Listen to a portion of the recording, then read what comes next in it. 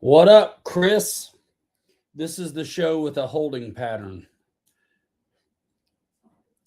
Everything went nuts on me at 6 o'clock.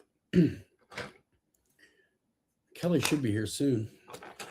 Man, the only time I have trouble with my printer is when I get in a hurry and I confuse it. The only time I clog up my extruder or my hot end is literally when it thinks it's printing ASA, but it's PLA and it gets too hot and goobers things up. That's it every time. Usually I have to get into the extruder and unclog it there, but this time I only had to mess with the hot end. And I hope it worked. It's printing now.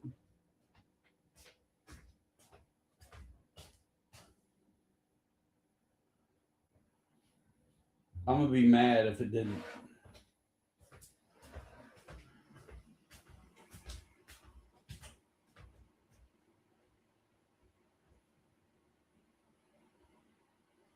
Man.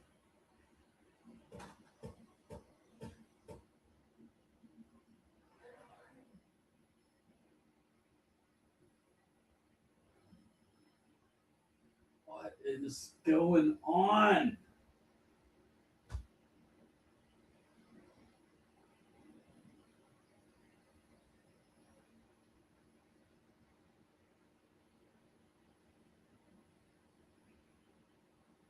Stop.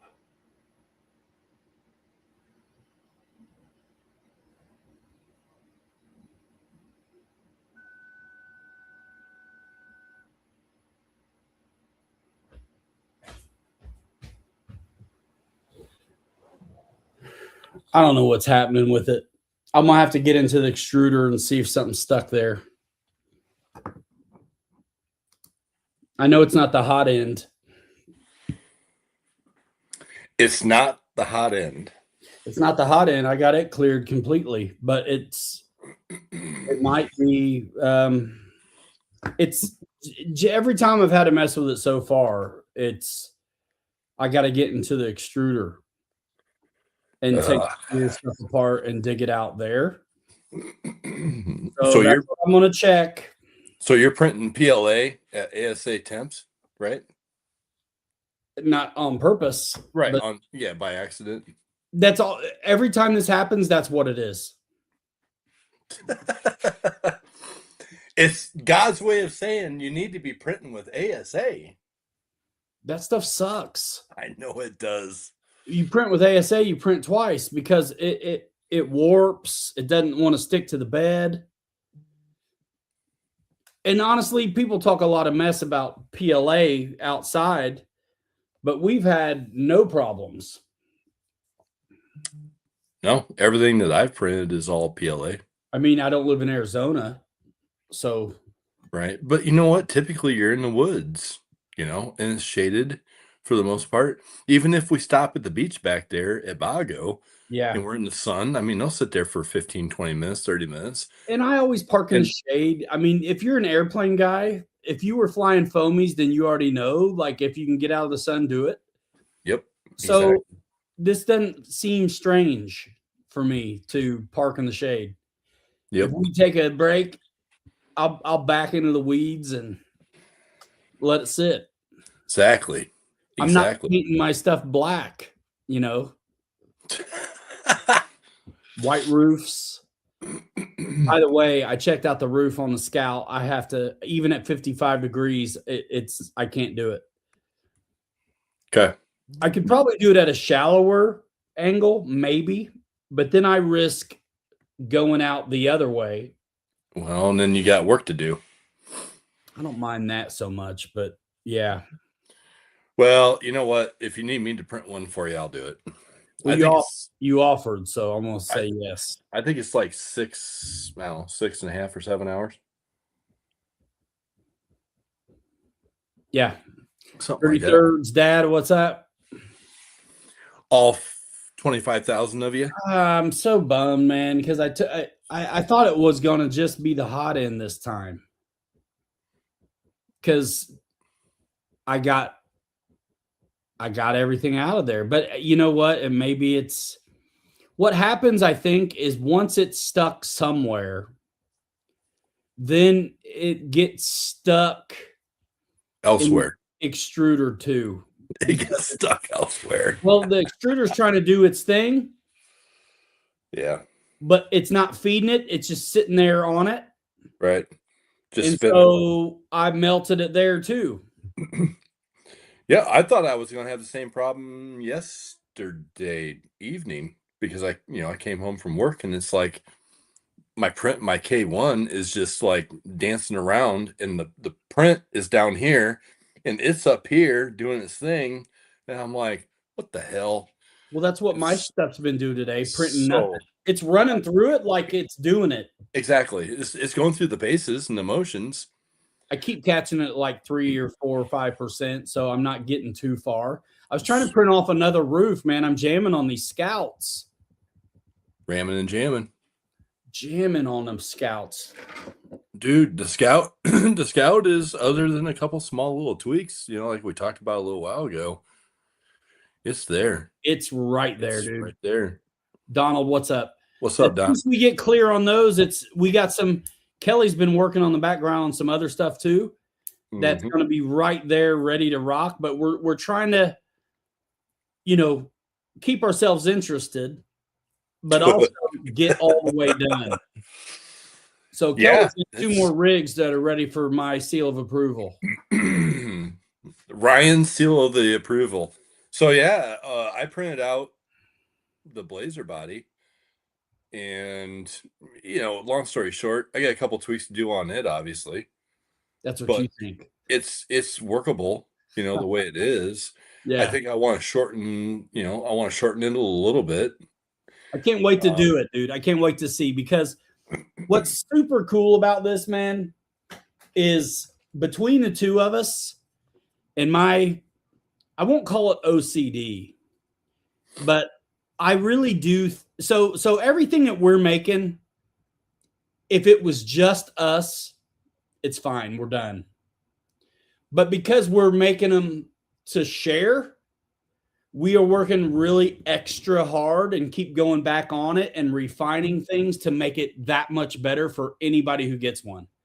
Right. So we're thinking of everything, like down the road issues and just strength and ease of use. And these are rad, man. These are rad. You've got what? 1 prototype or 2 prototypes? Brother, it is the RC Fab Scout Factory over here. It kind of is. Bro, hold on. Because you've got the red one and then the one I gave you. There's a red one and a white one. Yep. The white one is the one you gave me, so it's my Proto number 2. I got Proto 1 red, Proto 2 white, Proto black 3, and then one more Proto 4 I'm working on, which is, well, honestly, I'm going to pump the brakes on 4 until we do the last couple things. Yep. Right? The bumper stuff. Yep. And the windshield stuff. Yep. And you got the windshield thing dialed. Guys, yes. Well, dialed enough. I looked at that file last night and I pulled, my printer's busy. Right now it needs fixed. Busy at the hospital. Check this out. So what's cool is I pulled that file in with the cutout for the window, and I grabbed the sliver piece and just printed off a couple of those. Yep. Because I'm going to use those to make my templates to make the windows for my rigs that have that recess and don't. So it's like that serves you well. That's the size of window you need regardless, right? So this is what I'm talking about with the work we're doing to refine these things. So let me just explain. And Kelly, bless his heart, he always thinks he's done. And then I come up with some other thing we should do. Just one more, maybe one more change, one more tweak. I'm like the Columbo of design. So if I was doing prints behind these things, we'd be on like Rev 12.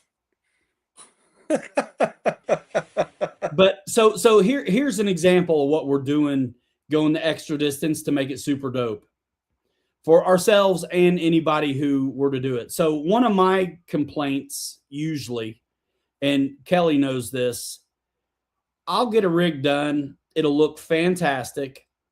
It's time to do the windows. And man, it doesn't matter how good I do the window. It's like, if you don't have something to hide where the window meets the frame, you can't cut it perfect enough. Right. You just can't. So then you're gluing it in. Then you got a done rig that's all nice. Then you're gluing it in. You might screw around and get a little glue where you don't want it, and then it's shiny, and I've got to paint it again, flatten it out, and whatever, maybe mask again, whatever. But like every now and then we've run into a file where the window was recessed on the back side, or there was a two-piece to clamp over it. And so we took this file and we did that. We cut out the stock window frame just a little bit, so you can put your glass in, and then the piece we cut out, you put right back in, and it's like your weather seal. And you can hide your glue joint, hold the glass in. You don't have to be as perfect cutting the window. Exactly. And I think that is the bee's knees, bro. And if you print that weather seal off in black, you don't have to paint it either. Exactly. Yeah. And so, you know, what Ryan's talking about on the Scout, there's a window flange on here. I don't know if you can see it. You probably can't, because I got a window on this now. But there's a frame seam on this. And so what I did was, you know, I just went in and chopped that all out as one separate piece and pulled that frame apart so we can put the window on the inside on the recess area, and then print that frame in black or whatever to make it like a weather seal, like he's talking about. And then it hides the glue and it's clean. Kind of like, you know, the Project IJ, you know, they've got an update for the windshield that you can clamshell the window in. And that's kind of really where our head is with this, you know. And so to offer it as a kit, you know, we're trying to make this as easy as possible for everybody just to put one together if they want, and be able to make their windows look really clean, and you know, make it look like a clean wagon rather than oatmeal cream pie looking dealio. Well, my least favorite thing is having one look absolutely stellar, and then the icing on the cake, you can't keep it off of stuff. And so then I'm like, man, I can see where I screwed the glue up. And so this makes it easy. You don't have to be so perfect on cutting the window, and you can hide the window and the glue joint, and it's nice. And on the back windows, that's not a problem because it's recessed on the inside. Right. Exactly. But on the front window and the wing windows, that is an issue. So we're doing, I mean, guys, and we mentioned this, and it only takes us a couple minutes to say it, but it takes us hours to figure it out. It does. How to do it. Look how nice that rig looks, bro. That looks fantastic. Dude, it's trail ready. So I thought this was production number 1, but then Ryan said, so we're doing a couple more changes to them. But we're gonna take these out and literally beat these things to pieces, maybe, just to see where we need to, you know, change things at. And these models or these files are really meant for fireplace mantles.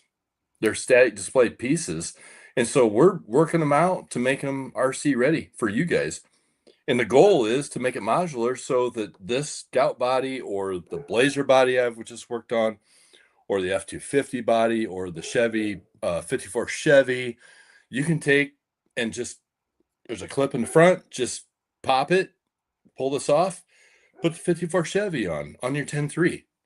And so we're really trying to make these things modular, guys. So that's all our goal. You have to do on these so far is take the rear stock bumper off of a Coyote or a new 10.3 kit, put in our little piece, because the other pieces on the body side are fused in with the print. So to the stock chassis that you have, all you're going to do is you're going to take off the front and rear bumper stock, and you're going to plug our stuff in the front and rear, and then you're going to drop the bottom on. That's it. You're not messing with shock towers or anything. Right. It's fantastic. Yep. Yeah, you don't need any screws. Don't need to do any of that. All of these iterations are good, but we're just refining it. We've tried some things, and we realized, for the sake of fidelity, we're going to do a little bit different thing on the front bumper than we had thought initially, where we'll print that off separately and have it be part of our front end beef, which has really nothing to do with the way it clicks on, but fills the gap between the valance on the front clip and the chassis. So if you do have a crash, your body's not taking the abuse.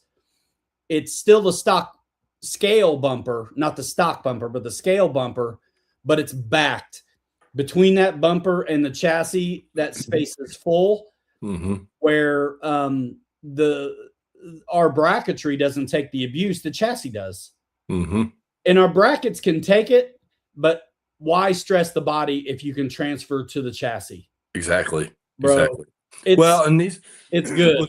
With these 10 scale bodies, at least from over here on my camp, I'm printing them in 2 pieces, so they're pretty robust. It's Here's not the answer to this one. It's no, hold on. It's not like an SCX6 where we've got like 6 or 8 pieces that are being, glued together and reinforced on the inside, So these things are really pretty strong the way they are. They are, and because of the interior, like rear end business and the seat stuff, they do key together nice. And my printer's smaller than Kelly's. I can print off the body in 3 shots. He can do it in 2. So do we have option of color schemes? Yes. Do you guys like my my pink and same color plaid? Yeah. Seat cover. That's a beach blanket bingo version. Yeah, man. You know what? I asked my fiance the other day. I was like, "What color?" 'Cause I've got this whole stack of plaid, and she was like, "The pink because it matches with the greenness in there, the teal green." Oh, it's fantastic. And I'm like, "Dude, it's totally 60s. Let's go!" And that's a 60s rig, man. I mean, that's a surfboard rig right there, brother. Yeah, it is. So Absolutely. Do you have option of color schemes? Yes, you can paint it whatever color you want. So y'all ready for this? Or y'all ready for this? You ready? Look. Boom. Look how easy that is. Honestly, we're kind of at this point just making them. And if you like the colors we are showing, then cool. If not, you can always paint it. We're some of these right now, especially they're what we call one-off iterations, where they're still good. They're still going to drop right on a 10-3, but they're not the final. But they're still going to drop right on. But they are the color that they are. Just scammer shy. The red one as a roller, I've got that listed on Shopify for $530. That's chassis. You got to do your own motor and wheels and radio and stuff like that. Body only $250. As a roller, it's a steal of a price, $530, and it's a Scout. But Broncos stole their idea from International, so the Scout is that's correct before the egg. Absolutely. So just like that, guys, I put my other Scout body on the stock new 10-3 chassis. Bro, I'm gonna do that too. Watch this.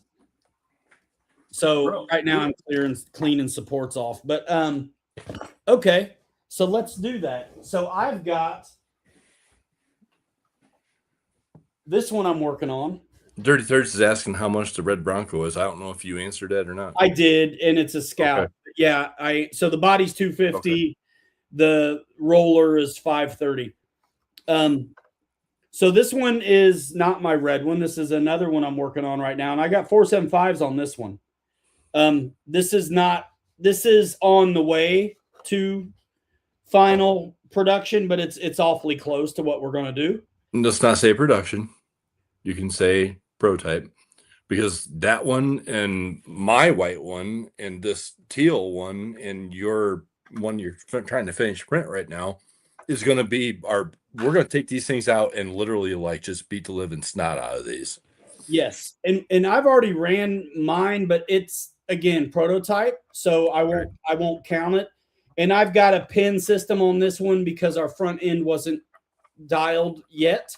So for ride height, I had to do kind of what I did on my red one on this one. So it is a working design, yes. But to his point, this I can my next one here, which is closer to production. The only thing that's not production on this black one I'm getting ready to put on is that we haven't taken the front bumper off yet. Right. Yep. So within the front clip system that goes into the cross member, the way we designed it, we've got a plate that's built into that locates your body and keeps it tight in between the shock towers. It's awesome. So there's no wiggle room at all. This thing, well, and my little prototype, my white one that I just showed, and this body has zero wiggle room. It does not wiggle or jiggle at all. It's super tight. So really happy with the fitment. So like literally stock chassis, all you're going to do is take off their stock bumper. You're going to put in our little piece here, and then we're making our a new piece for our bumper to go on in the stock bumper mounts. Kelly's click goes in right here behind this stock cross member, and it's dialed. And watch this. Watch this. No, it's a cool setup because you'll be able to have 5 or 6 different bodies that'll fit on the 10-3s. So there's the clip in the front that's molded in, prints off with it. Yep. Right? That's the clip that grabs that front cross member, and there's our molded in design back here on the back that once you have our back bracket in, it receives it. And guys, the pin drops in and slides down on an angle and locks in at the back. So there's once you insert it in, there's no way for it to come out at all. Listen to this. Click. I'm holding the whole thing by the body. Yep, there you go. It's on there that good. It's on there that good. Now this one is again one of our iterations where this one has the bumper on it. We experimented with that, and I already had a front chunk to mount the bumper to, so we're going to try that. So to answer Aunt Mo, the interiors on these are part of the body. We did not want to have anything that you guys had to remove or change to change the bodies out. So the seat and the dash and all that stuff is all part of the body itself. That's right. And so as far as the interior really goes, you're going to see the transmission, but your seats are going to be there. Your dash is there. Your steering wheel is there. I've got a driver in my red one. The only floor to speak of is this stuff in the back. And then our cover goes on that. And, there's some glue to this. But if you get one that's done already, we've already done all that. But if you get this as a kit, you're going to be doing this yourself. Simply put together. And to be honest, I think somebody had asked about, if there's like colors available. I forget who that was that asked that. Aunt Mo. Was it Aunt Mo? Okay. So my thing is, we can offer this in 3 different things. You can go to our website and you can buy one that's already done by Ryan or I. I'm more of the pretty boy with a pretty boy paint job. Ryan's getting really good with the patina, which you all know.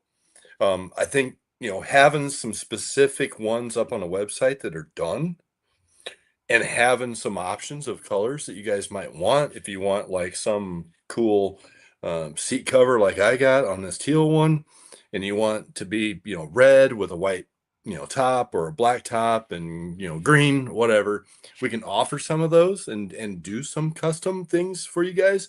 Or in my opinion, we put it together and finish it to the point where we put a couple coats of primer on it and ship it out to you guys, and you guys put what you guys want on them.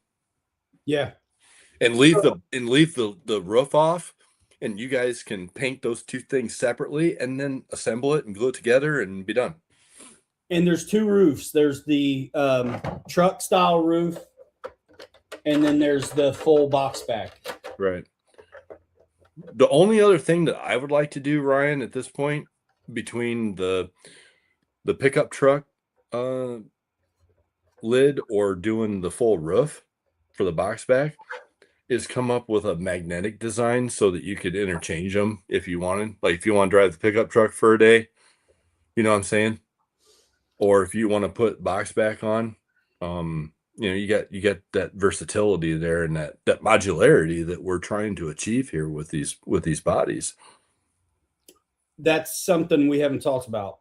At the moment, you got to kind of commit, but right, anything can be done. Right. But eventually you got to shit or get off the pot, right? Like you got to make it. You got to. We'll never get done if we keep it up. But yeah, because how you do that is a whole nother story. As cheap as they are for the art product, for what you get, which is a fantastic creation that's tough enough to do more than just look good. I think it's killer. And if you do want performance out of a scaler, obviously the truck one is kind of going to be a little bit lighter weight choice on top end. But you don't even have to go crazy brassing these out if you pick the right rims. Dude, I love the box back, It looks fantastic, dude. But I've done so many box backs, I've been like jamming on, and because my printer, I can't do it in one piece. So I just keep jamming out the truck tops. Right. Well, I'll make you at least one box back. Yeah, dude. Because I mean, like I said, it's no big deal. No big deal. Yeah, I've got enough of them, so I'd like one of them like that. Well, we're going to get out this. We're going to try to get out this weekend, and I know I need to personally get out and clear my head on some stuff. So this weekend, we've definitely got to make time to get out. No, I'm going to steal a transmission with a hobby wing on it to throw in this one. Dude, yeah, there's a brand new hobby wing upstairs in the box for you. I'd have that son bitch mounted already if I had it, but I don't. So I'm going to steal a transmission that I got in one already. Start streaming from your phone. Let's go. Come on. Well, actually, what I'll do is I'll just take the red truck body off and run on that chassis. With the modularity on this stuff, who cares? That's the thing. It's so easy. And I got a couple, like, I build 2 chassis laying around, and they're empty. There's nothing in it but a servo. But literally all I got to do is take the red body off, and I can throw this one on, or the white one on, or the next one on. So easy. With no bolts, no screws, no nuts, no nothing. Just easier changing. It's easier than changing the tires. The only hard part is unhooking the lights. Right, two leads. So anyway, that is it. And you, of course, can leave the top off if you wanted to.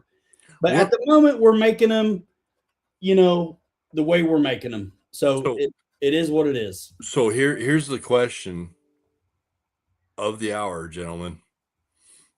We're trying to figure out what chassis are we going to do this modularity thing to next. Start throwing comments in. Let's see what everybody wants. Do we want a VS410? Do we want an RC 4-wheel drive chassis? The 10.3s are super. It's come together really well using the 10.3s to start with. Yes. and we've learned a lot through this process, and we've been working on this for what, like a couple months now, a month and a half.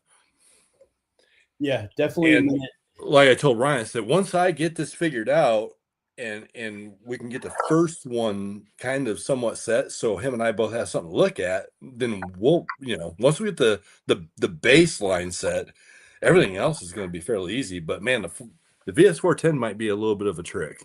That's going to be a trick. And here's the real truth too, is one thing you got to remember is just because we've done the Coyote and the new Basecamp 10.3, we're not done, because Axial likes to make so many iterations of 10.3. Right. We still got some stuff to figure out for anybody who's got like a CJ7 or an early Bronco chassis. Yep. But it's so much easier to work on the Coyote, the Basecamp, and the new 10.3, because those are rigs that don't come with inner fenders. So you're not asking anybody to really undo a whole bunch of stuff. Exactly. To work it out. And that's where we're at. That's been the biggest complaint in my mind of building all the STX6 bodies. Is this like, first thing I do if I buy a new STX6 chassis is rip all the inner fender stuff off. Get rid of all of it. I can't use it. It doesn't fit. So you see this? So we got TRX4. Yeah. Looks like TRX4 is popular. Is the popular one. Yeah. Which in my opinion would be an easier chassis to work out than the VS410. Maybe. The clipless system on a TRX4 is definitely different than the VS410, but the inner fenders is where it happens. Yeah. So there's that. Right. Well, that's fine. We'll figure it out. We wanted to get through the Axial stuff first, and quite frankly, in my opinion, what I've learned with what Ryan and I have learned with doing these bodies to fit on the Axial lineup, we can do the same thing on a bigger scale with the SCX6s. Yeah, and what's nice about the SCX6, there's only one. So unlike there being 4 or 5 different 10.3s, there's only one SCX6. And right. So that's going to be once you're done when you do it. Hey, that'll be one of those. Whew, that was easy. Yeah. Need to target high volume models, right? Well, yeah, for sure. That's what's up with the Blazer and the F-250. So the Scout's a little oddball. We love it, but it's a little oddball. But the F-250 and the Blazer he's working on are definitely the Mustang and the Cub of the truck world. For sure. Absolutely. These are 475s, dude. Yeah, that's what I've got on my little dirty one is 475s. Yeah. Dude, we need to take these two trucks out together and do a video and run. It's so easy to bring the bodies, bro. I'm telling you, one chassis, throw a body in your backpack, change it. Yep, exactly. I love that, because my thing the whole time has been, how do you mount these? And you and I both have had these chassis that we made work with bodies. And by the time you're done mounting them up, it's so unique to that body that it just stays with it. Right? Yes, for sure. Absolutely. See my oatmeal cream pie roof? Yes. Dude, you know what? I use that paint. It's a hammered paint. I just was like, I'm gonna try to see what it looks like. Yeah. You're welcome. 55 degrees north. 55 degrees. It only screws up the weather seal on the back just a little. Just a very little. It's worth it. Yep, absolutely. 55 degrees. 55. Yeah, bro. I'm pumped about these. There's Pete Holley in the house. Twinsies, you got it. Yeah, we're gonna run this weekend, both of them, Pete. Yeah, dude. It's I gotta run. Last weekend I was out of town in Wisconsin for a tournament. And this weekend I'm not. And Tuesday is somebody I know's birthday who is not going to be working. Is that what you see? Because you're pointing at the wrong person. I'm pointing at you. Oh, it's backwards.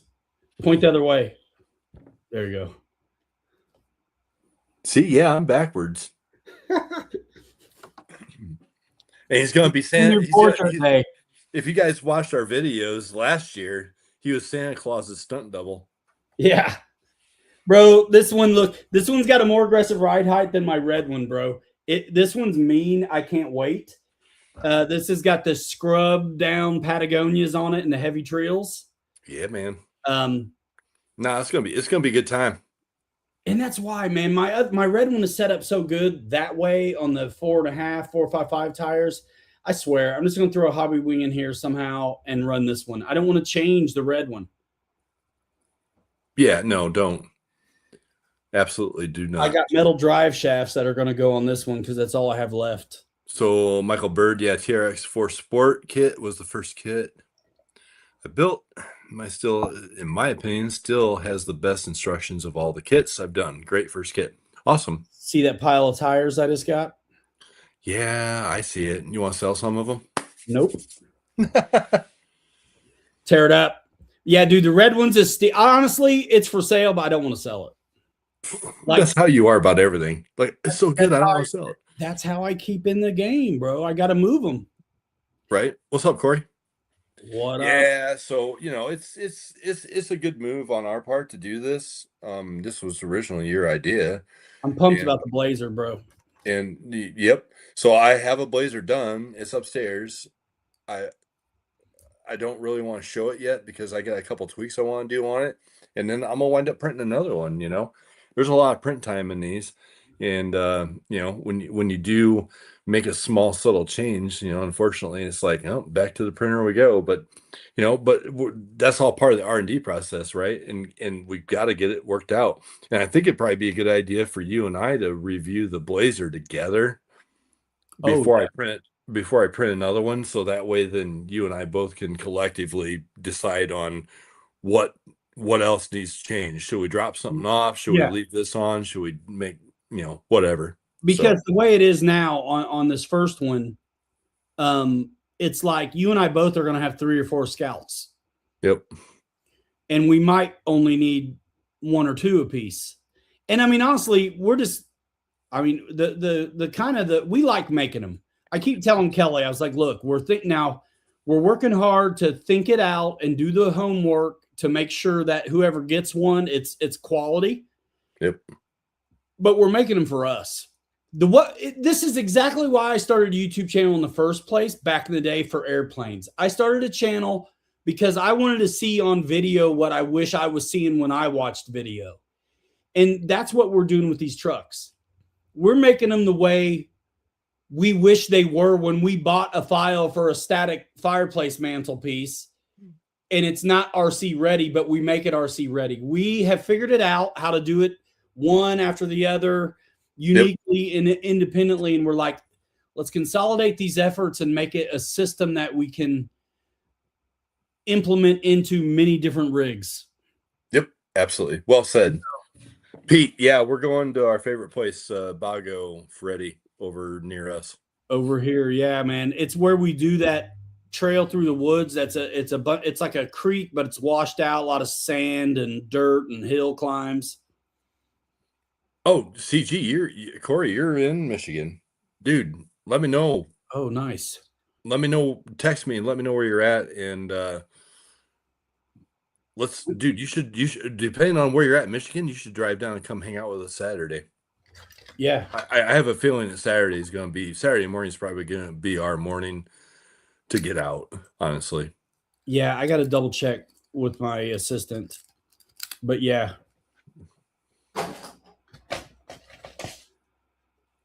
I got to get out. And I never sent the group text. I need to do that too, that we talked about last week. Oh, yeah. We need to get something on the books for that. Dude, I got a float plane sitting here, bro. Pete, we're talking about you, man. We need to get something put on the books.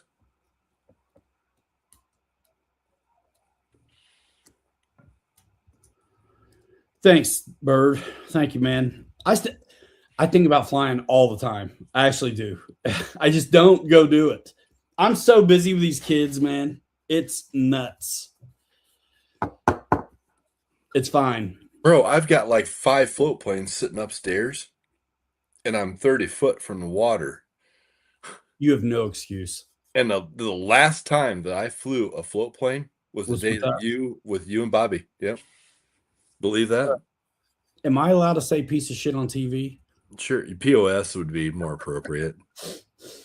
You wouldn't be the first one that's probably called me. It lives on the water, y'all. Look how nice that is. That's that cab divider. Yeah, man. Looks good. It prints out good. Mm-hmm. Yeah, these files print out really well. Bizrodney for the win, brother.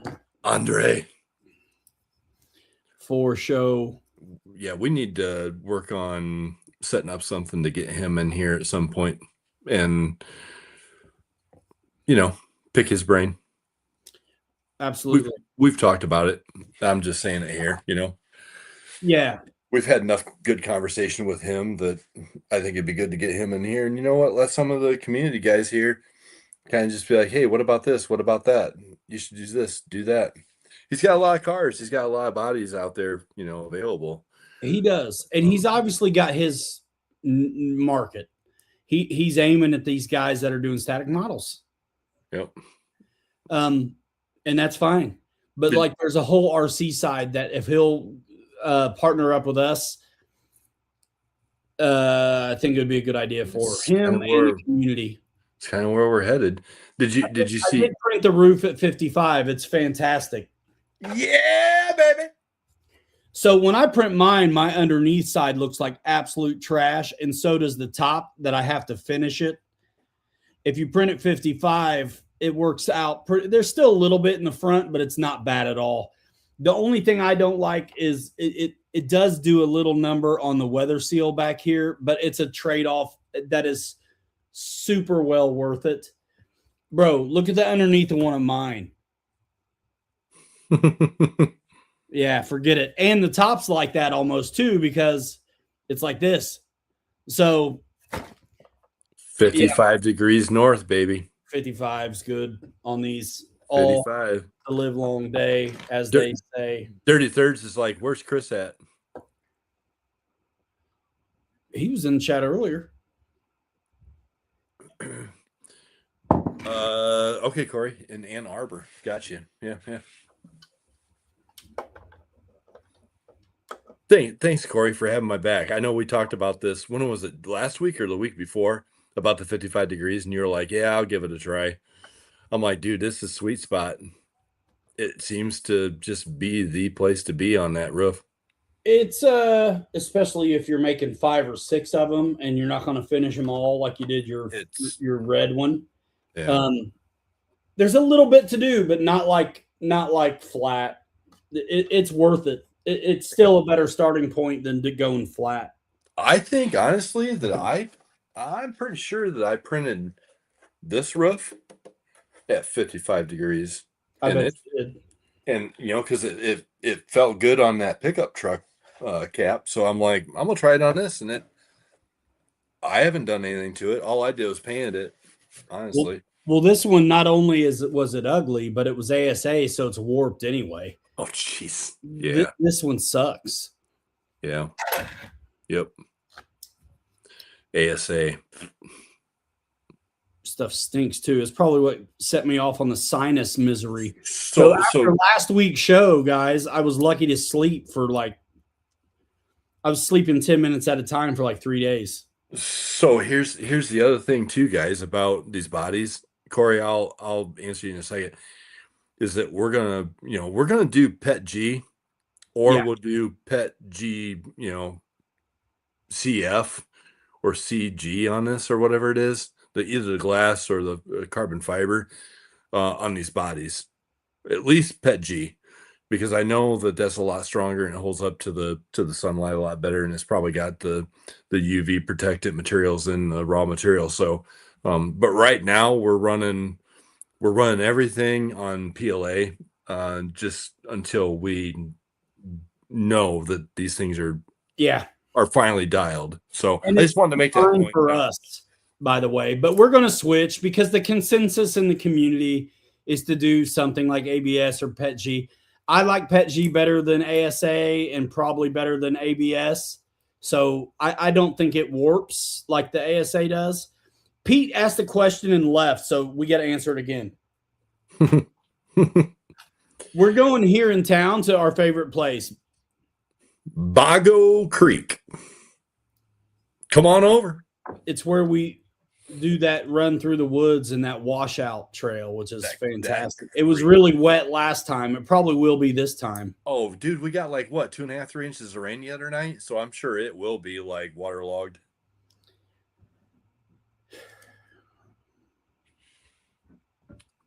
Chris, need to set my printer up for PETG. Dude, it's PETG is a different animal, man, for sure. I've been using PETG for some of the mount things I've done at 100 infill. Corey's asking, Corey, I gotta tell you, man, I've been so busy with a lot. We can talk about it over the phone. I need to get the windows cut for this. Once I get the windows cut, I know him and I talked about the headlights and the taillights, and we're thinking Louis Fix It might have to be a part of this project. Ooh, nice. Corey was sending me pictures last week when we were in the live stream of some of the stuff that Louis done, and it's like, you know, it's untouchable. So that's his jam too. I mean, with this thing, I mean, this thing's high gloss. It looks really, really, really good, and I just don't, you know, if there's an opportunity to get Louis involved on this project and finish it off with the lights the way he does, I think it would probably make really good sense. Absolutely. All right, cool, Corey. Yeah, we can talk about it, man. You and I probably should have a phone conversation and just catch up a little bit. So I've been a little delayed on this for good reason. Call him after the show, because otherwise me and Kelly will talk till midnight. Yeah, no kidding. Or after. But you know what? That's when the best ideas come out, is after the show. We should do an after hours show. You know what I'm saying? Members only. Because it does work. But yeah, this thing is, I mean, guys, when I talk about magnets, I am literally holding this thing. That's crazy. By that.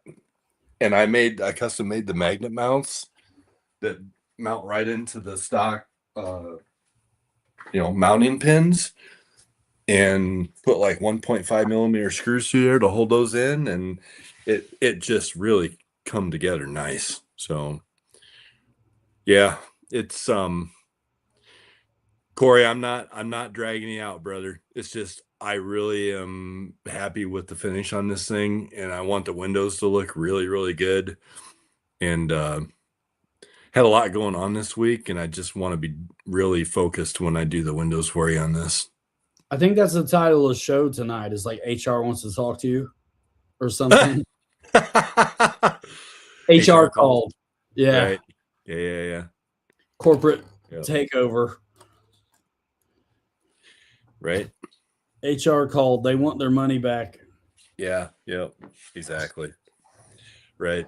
But anyway, so it's been a long week, so I just got to get my head straight and start working on these windows for you. Once the windows are done, dude, you know what? It's going to be time for Louis to do his thing on the headlights and taillights. Nice. So like I said, Corey, if we can connect face to face this, weekend, I know you said you're going back Friday, so hit me up. Let's have a conversation, man, and figure it out. Yeah. That's what's up. And that's the rest of the story. Scout Town. Scouty Scout Town? Scouty Scout Town. Yeah. You know what? While I was showing off Corey's truck, I should just take the lid off of it and kind of just show my brackets that I did for this thing, because for the body, because it is like, it's trick.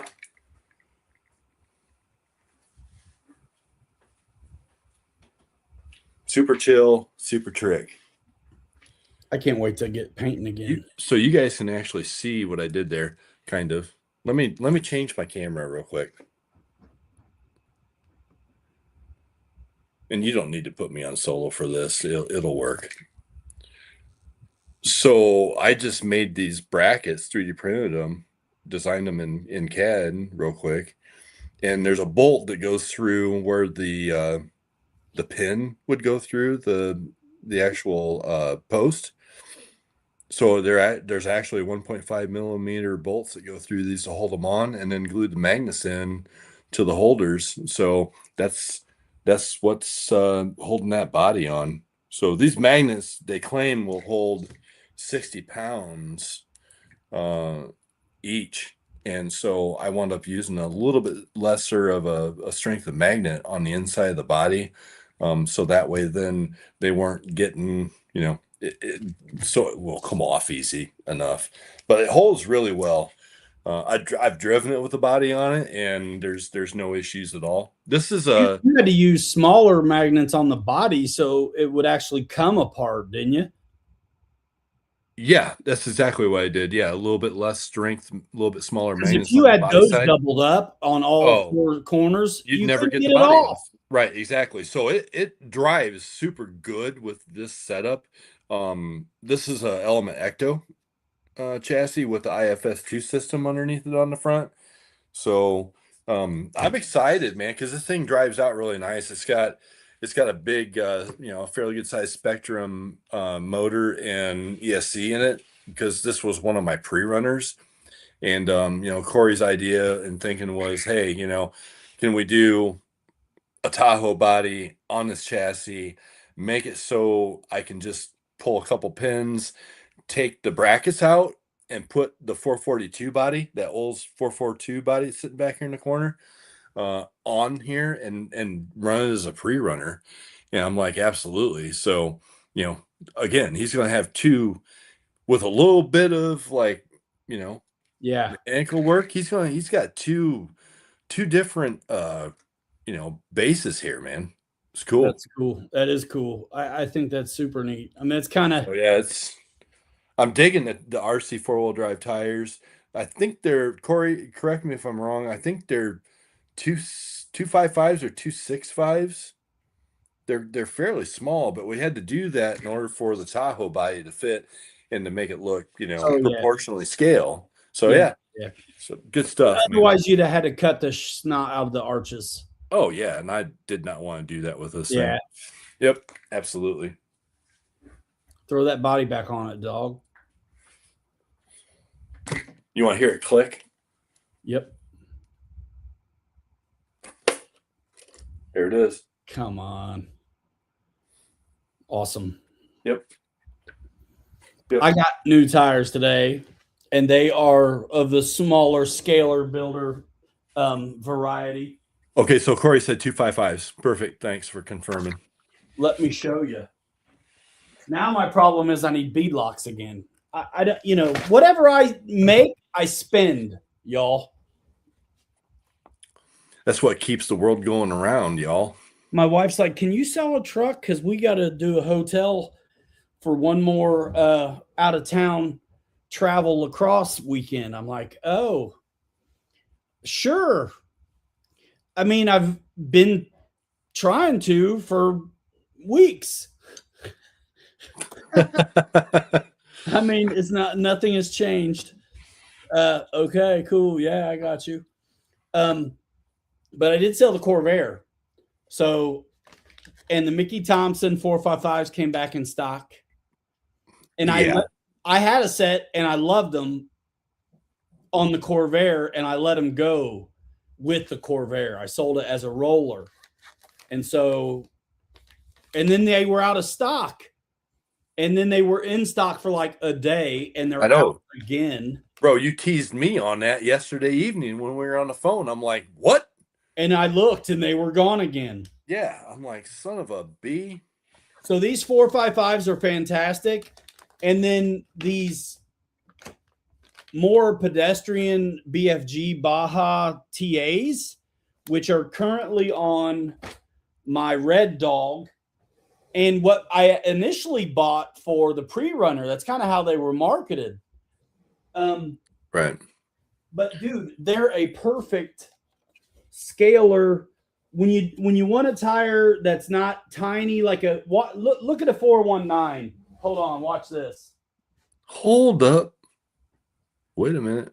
When you want a smaller than a 475, but you don't want doinkus, super tiny.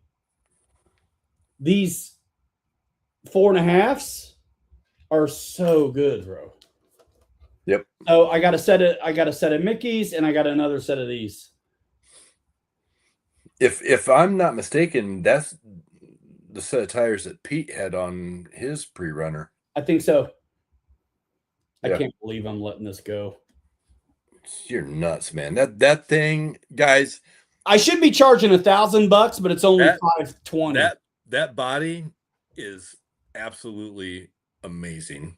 Like that patina job he did on that looks just in person. It looks way better than it does on camera. The best way to look at it is the videos. If you can't get in person, I mean, the Facebook pictures are what they are, but thank you. I think it's a nice one too, and it fits really good, bro. I mean, it's a solid, super nice rig. It floats really well too in the water. It floats fantastic. I cannot believe how submerged that thing was. And I'm like, it just keeps on going. And I have a handful of these 419s for an emergency that I never run into. Like with the Scouts, we're able to work out these 4.5s and 4.75s without cutting on anything.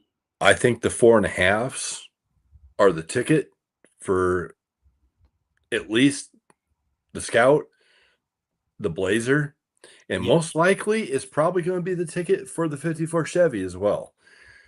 What about the Ford, man? I know we've done some things to maybe make it work, but we may be stuck on 419s on the Ford, but we might be able to get the 4.5s on there. I was actually going to say the way that we're setting the Ford up, unless you really want it to be pedestrian looking, I think 475s will look mean on that truck, on that body. Because that's what I scanned the chassis to with the 475s on it. So the pictures that I've sent you of the renderings and everything and how it's sitting on it, those are 475s, bro. And the way that we talked about chopping and doing what we did to that body to make that work, there's room there. We don't have to do anything to the wheel wells. We don't have to do anything to anything. 455s will fit fine, but the 475s look mean on that. What's cool is if we decide to go 4.5, which is the middle ground between the 419 and the 475, you totally can. Mm-hmm. And I mean, honestly, if it'll fit 475s, that's what's and then you can come down with the ride height and make the smaller tires work, then man, that's the best, because then you've got all three options work. On my F-250 that I printed off already, dude, it's got to be these. Otherwise, I'm jacking the body up more than I want to. It looks good, brother. Hang on. I'll show you guys. Hold on. We bobbed the bed, dude. We shortened the bed front and back so we could make the body bigger to get the arches to look right on those 475s, because the arches looked tiny before. Now it looks fantastic. That is mean, and that's 475s on the scan. And that's the upper ride height. So if we had smaller tires, we've got room to go down with shock positioning and the shocks on the links. So you got your pick of the litter on that rig. I can't wait, dude. The short bed on the Ford had to happen. Yeah. Check out that bob on that. That's what's up. Those 475s will ride perfect on there. Look what we come up with together, y'all. And the thing is, guys, the bottom of the door there is right flush with the boat side skid. So it's there. That's fantastic. The Ford might I like be it. This is where I wish I had more than one printer.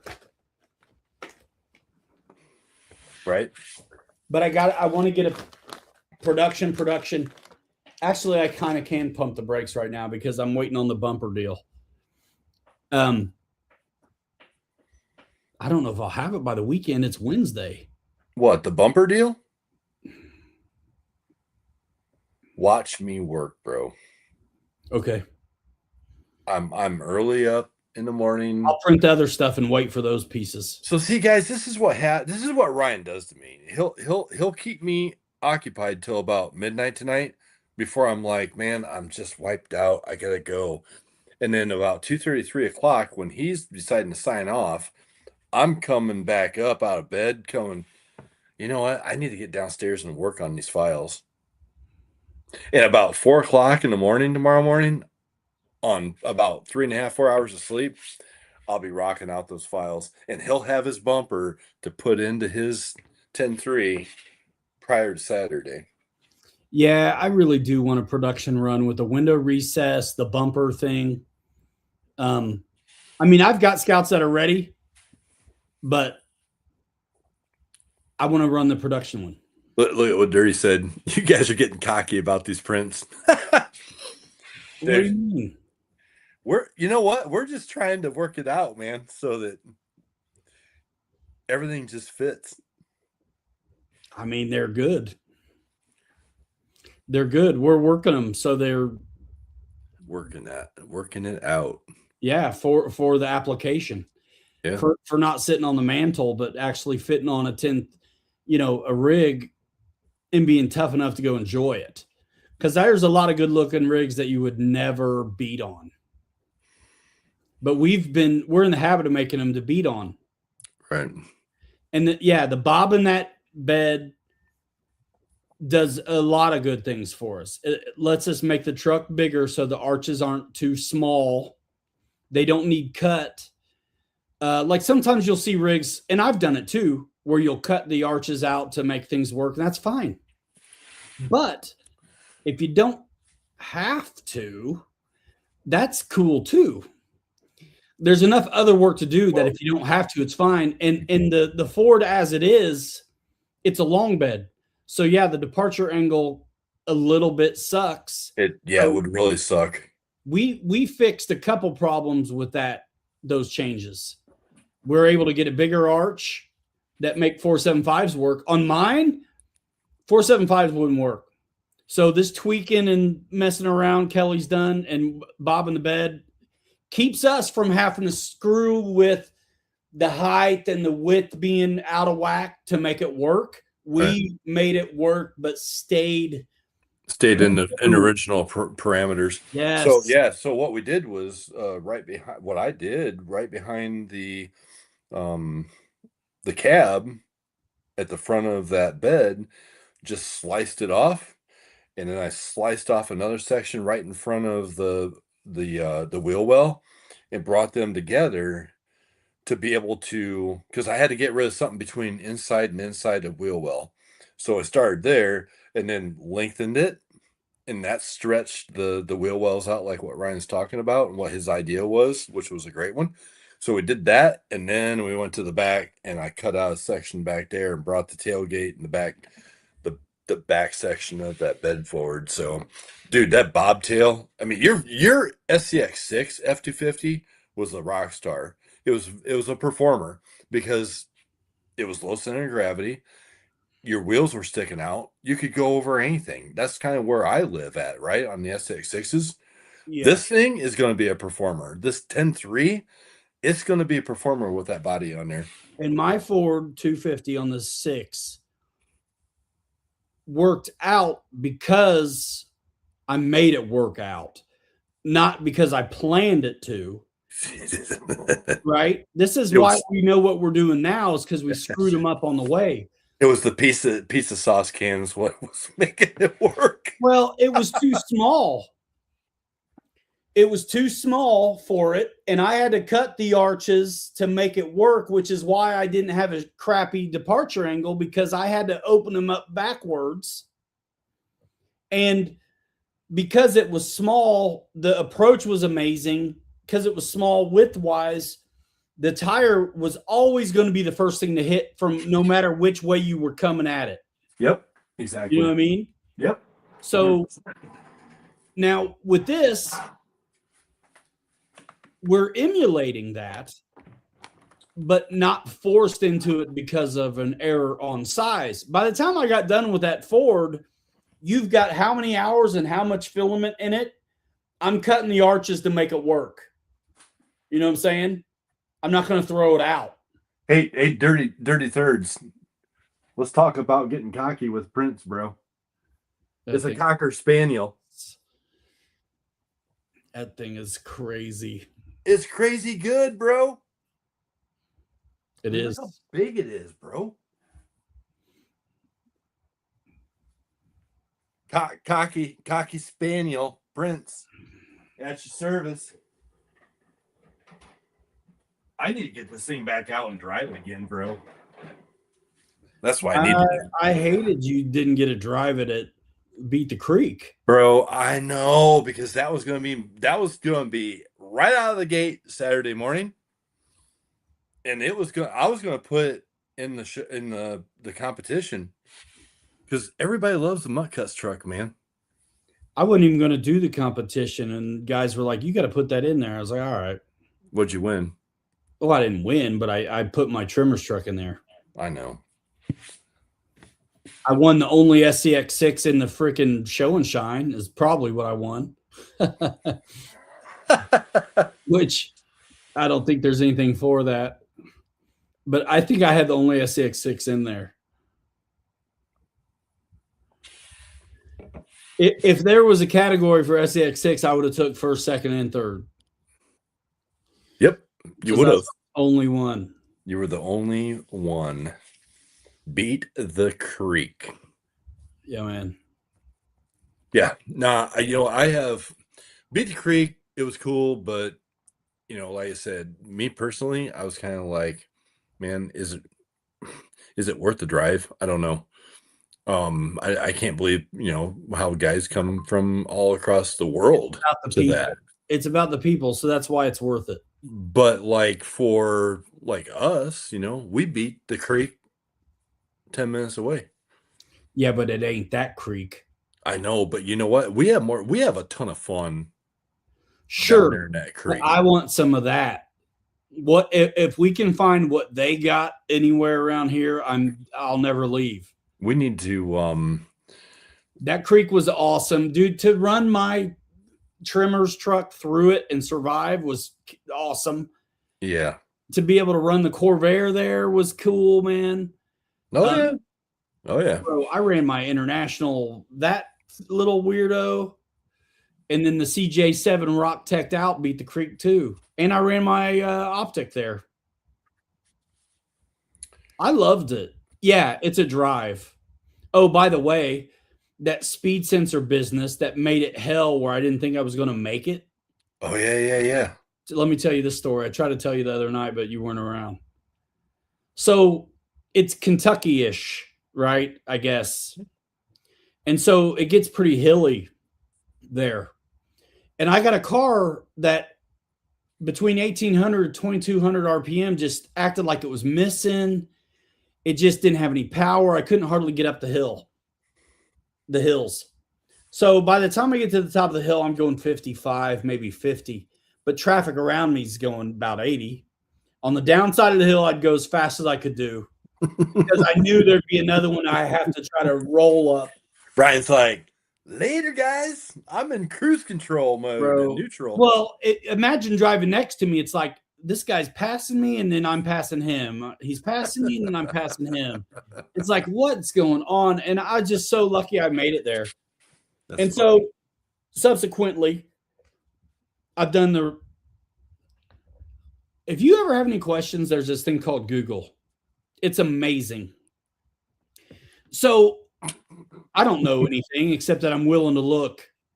And so I get online, I figure it out, and it's like a speed sensor. The engine's not missing at all. It's only a certain RPM. It's the StabiliTrak bull stuff coming up on the dashboard, but it's the wheel sensors. It's a speed sensor problem. So I figured it out, and I know what fuse to pull without, the guy wants $850 to change them and fix it. I figured out what fuse to pull, and that's what I did to go to Wisconsin. So no problems. Nice. Running like an Indy 5 car. Yeah, no problems. No problems with the uphills, no problems with the downhills. Perfect. I took out the fuse that was in there, and the fuse was in good shape, but it looked kind of corroded. So, of course, back in, and I was going to test. This is before we left, and I was going to test it. And, of course, I dropped that fuse in the engine compartment. It's gone, right? Nice. So I'm picking up sis up north in town, and on the way home, I'm like, let's get a couple of fuses. So I get a couple of fuses. Yep.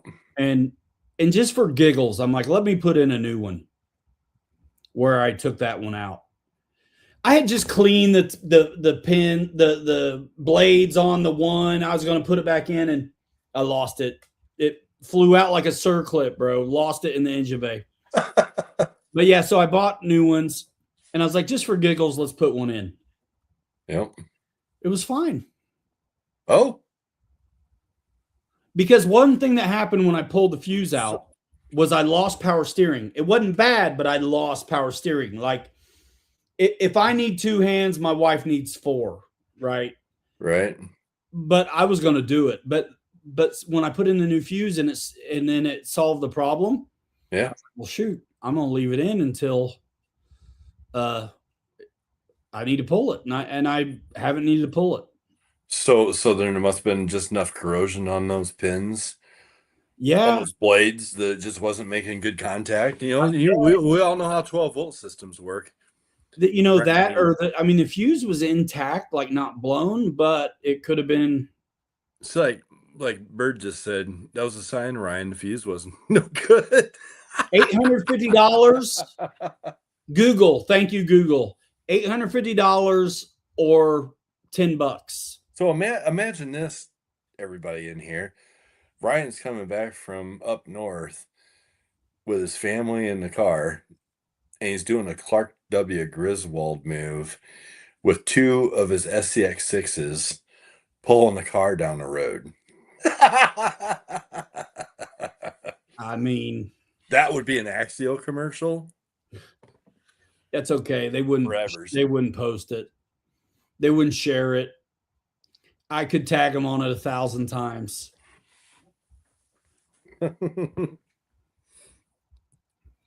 Chris is like, GM is bad about corrosion in the underhood fuse box. Yeah, man. When I pulled the initial fuse out, it didn't look awful, but you can see the shine where the contact actually is small. I mean, it was like nothing. I'm waiting for that Red Scout up there to start giving you electrical fits after it swam all day 2 weeks ago. That thing's fine, bro. That thing's I cannot believe that receiver was out in the open. And I mean, that's a good testament of Spectrum stuff. I gotta tell you, because that stuff never hiccuped once. I don't have anything in receiver boxes unless they came that way. Oh my gosh! See, my crap that I use, yeah. If you would have done that with what I'm taking out this weekend, I gotta put my stuff in a receiver box. Well, yeah, you got Radio Master. You need a Faraday cage. If anybody opens their garage door, cooks a bag of popcorn, it's Radio Link, baby. Whatever, same difference. But yeah, well, Radio Shack. Dude, it's the Radio Link that screwed me that day. You had your yellow FJ out with your trailer, and I forget what I had. But I ran through a little bit of water, and the damn thing was like acting up. And I'm like, really? But that Spectrum receiver, I mean, they're putting it in boats and all kinds of stuff. And no, I get it. I mean, I get it, but I'm just saying the Spectrum receivers are built Scout tough. And that's just like an SR 315 or something. Nothing fancy. Yeah, Bird, you're right, man. Yeah, Ryan proved it, man, 2 weeks ago for sure with I that like Scout. it. Yeah, I like it. I got one radio with a bunch of them on there. That was great. That radio does SLT and DSMR. I mean protocols. So Yeah. that radio is like $150. Reminds me, I need to print off a receiver box so I can put it on oatmeal cream pie up here for Saturday. Bro, I probably have 10 receiver boxes I'll never use. Yeah, but it's always fun to print something off. I mean, you got nothing else going on, sure. Well, if the printer's not running, something's wrong. Well, I'm about to take that extruder gear out now so I can sit here and fix it. Do it. Do it on camera, bro. Yeah, but it's over there. You had it out. Why didn't you just... That was the hot end. The whole business, there's more to take apart. Oh, okay. So I thought the extruder was on there. No, dude, that's just the hot end. The extruder is a gear deal, like a spur gear. Yeah, and I've had mine apart many times, but when I glanced at the picture, I thought it was like the whole... Oh. I thought it was a hot end with the gear and everything on it. No, just the hot end with the little fan on it was all. Gotcha. Which I have to take off to get to the thing I need to fix. Bro, when you start talking about hot ends and gears, holy crap. Did you find that pin that I was talking about on the phone earlier? No, I had a guitar string in my hot end from last time I changed one. So there's a brand new extruder, another brand new extruder. I'm on my OG extruder, but I've had it take apart 3 or 4 times. There's another brand new extruder. Jiminy. That's 3. There's a brand new PCB board. Did it come with all that? No, this is all crap I've bought, bro. Oh. There's the pin I'm talking about, bro. Yeah, that won't get through the nozzle. Huh? No, it won't. But what you do is you heat this up so it's cherry hot and drive it down, just push it down through, and it clears out the hot end. You know what I did? Pushes everything out through the nozzle. Once again, this is how we always do stuff. We do it, it's the same, but it's different. So I took the hot end out so I could hold it and put a flame to it and heat it up. And I had access right to the back of it, right to where I'm stuck. The stuff's broke off in there because it's when I pulled the shit out, it broke off right there where it goes into the hot end. Basically. Yep. But if you got to heat it up no matter what, almost. So what I did was I got a little tiny drill bit, kind of like when you're trying to tap something with reverse threads to get it loose. Yep. On metal things. Yep.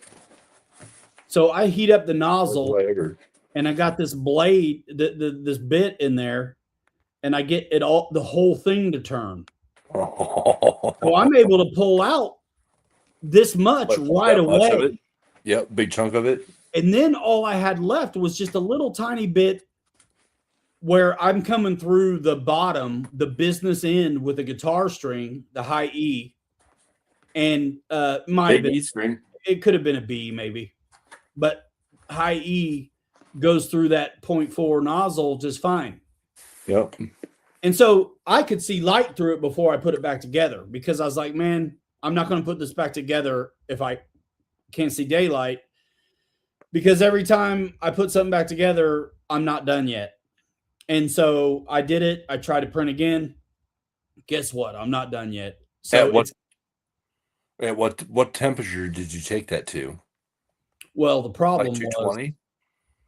The reason it fouled it in the first place is because it got too hot for PLA. It's at 260 when it should be 230 or whatever. Right. Ish. Yep. So that's what fouled me up. And then it gummed up and wouldn't go through. It could have been the extruder that got me before the hot end maybe wasn't goofed up at all. Who knows? But by the time I get after it and pull the stuff loose, now it is going to be a problem. And you would think if the problem was the temperature because of my fault, then the hot end makes sense that it's going to be gummed up and have melted the PLA. Mm-hmm. What happens there, it melts it, so then it's not actually feeding. So on the extruder where it's trying to feed it, you're sitting there melting it in there. Right, into the grooves. Yeah. I'm taking it apart. Into the grooves on the extruder. Yeah. Well, I'll show you in a minute. It's the rollers. Yeah, your rollers are full. I'll show you because I guarantee it's the same problem I always fix. I know exactly what you're up to. I know what your problem is too. Yep. Let me see if I can't turn the camera that direction because I'm going over there to do it. Ladies and gentlemen, RC3D Fab Factory has went rogue tonight. Let's fix a printer. Well, I mean, what else are we going to do? Right. Yeah, we got nothing else.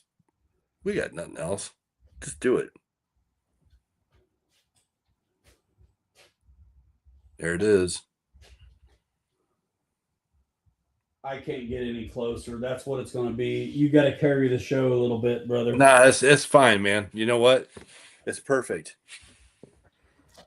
It's perfect. Okay. All right, let me get some tools. 1.5, 2, and I probably need a 2.5-er.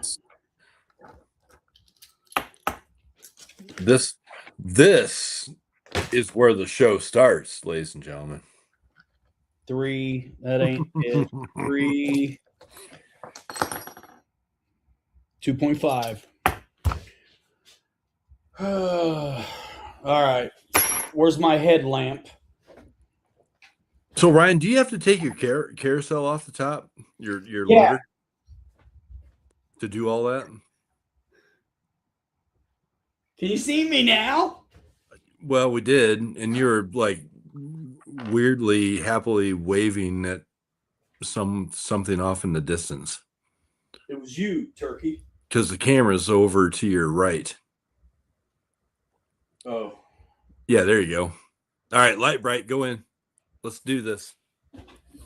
All right, so yeah, I got to take off the AMS, turn off the machine. Unplug it. No, just turn it off.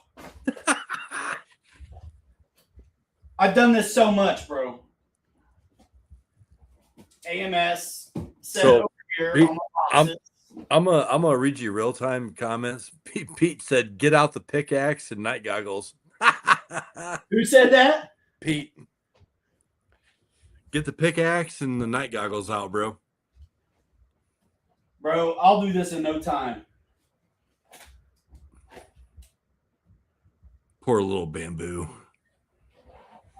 Running PLA at ASA temperatures. I mean, this is the only time I've ever had any trouble, bro. Mike Bird said, hi ho, hi ho. Can you see me? I can't see the screen. Yeah, we can see you down there. You're like Dr. Jekyll over here. Yep. Unreal. Fixing the printer.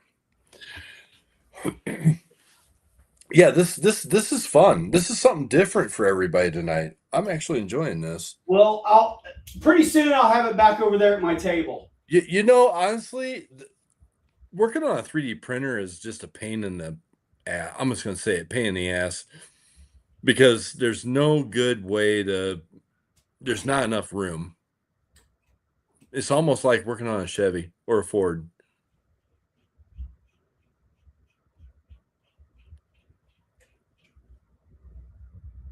So the hot end comes out first. Yep. And I can basically leave it hanging there. Okay. And this is going to be the 2.5er. No. Is that just 2 bolts or 4 bolts that holds that on the extruder? On the hot end, it's 2. The extruder is, I think it's 4. Yeah.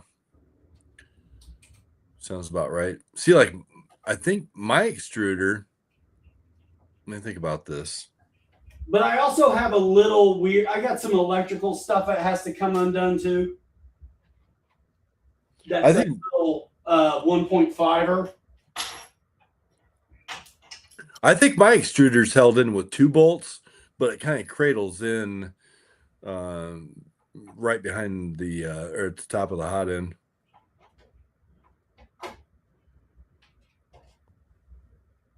It's been a while since I tore mine apart. It's, you know what? This only happens to me after I was forced to do updates, which is all the freaking time. That's crazy.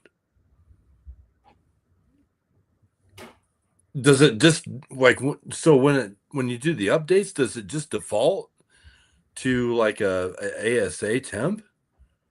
Yeah, man. I mean, my project, no, it doesn't default to an ASA temp, but it will default to an earlier setting in that project. Huh.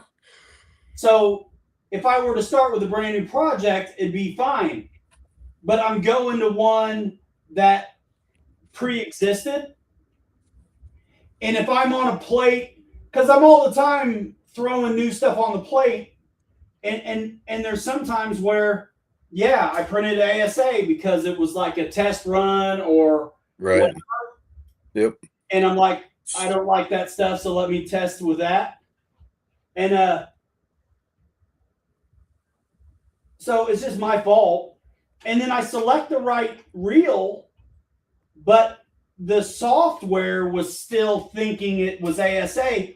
And what made me notice it today was the temperature. I was like, it shouldn't be that hot for what I'm printing. And then I look over there and nothing was happening. It was acting like it was printing, but nothing was actually happening. Oh, no. You know how it is. Yep, sure do. So that was that. That was amazing. And every time I don't do it all the time, but I do it enough.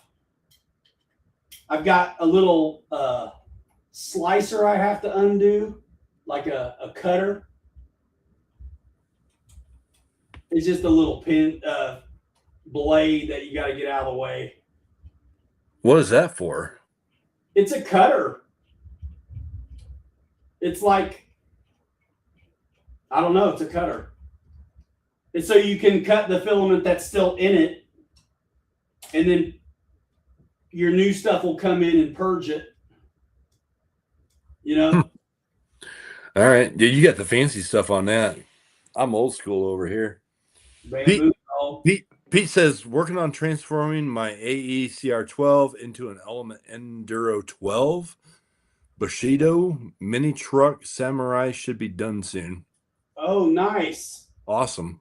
I always wanted one of those little Bushidos. Was that a Samurai, that little truck that you and TJ's buddy was driving down there when we ran? I think it was that Friday night at Beat the Creek. That little Samurai or whatever that was a kick-ass little run truck.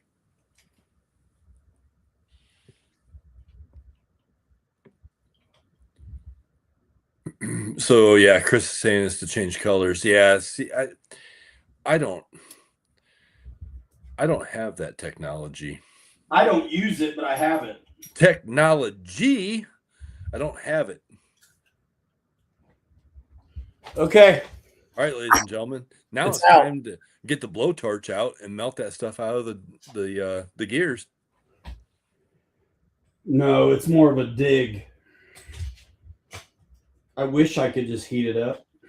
All right. Yep. John, that was his name. Yeah, he had a few of them. Dude, that little Samurai truck, man, was awesome. On the I think it was Trail 10 that evening, we ran up there with Pete and TJ and those guys. Man, that little Samurai was going anywhere, everywhere. That little short wheelbase. I want to try that sometime, bro. A little It short was, wheelbase. dude, that thing was awesome. It was awesome. All right. So I guarantee I find some melt in here, and that's what the problem was. I just sold one of those brand new. Don, what are you talking about, brother? What'd you sell? It was brand new. Bushido, Oh, maybe. okay. Maybe. Yeah, yeah, yeah.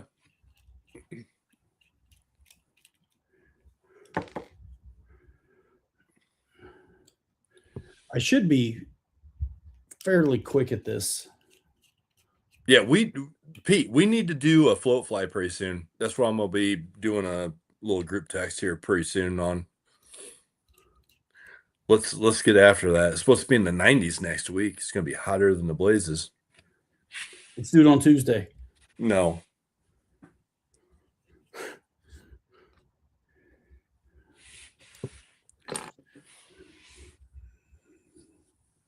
There she is. Open and wide MRI. Element Bushido. Yep. Okay. Cool. Every time I forget how I want to do this, I remember. Am I saying that right? Is it a Bushido? Is Bushido. that right? Bushido? Yeah. Dude, anything Element's good. I like the Element stuff.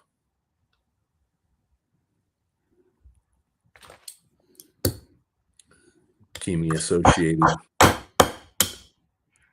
Oh yeah. Nothing better than a pair of pliers for a hammer. There's the melt piece.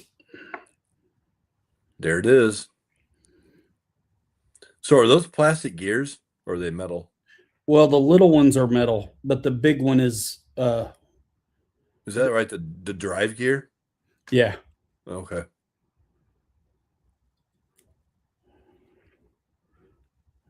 Well, shit. If they're metal, pull them out of there. Are they screwed in with bearings? The little ones, the teeth. There's all kinds of stuff going on. Pull them things out, and let's see the blowtorch. Light that thing up. Let's set some shit on fire. Let's go. No, I see right here where it's at. So the extraction method is going to be different. Shit. Stuck. Pete gave away his Aero Scout on floats. Oh man, that's cool. I tell you what, I hear guys talking about doing putting an EDF in one of those Aero Scouts. Sounds kind of fun. Yeah, I think I have seen that.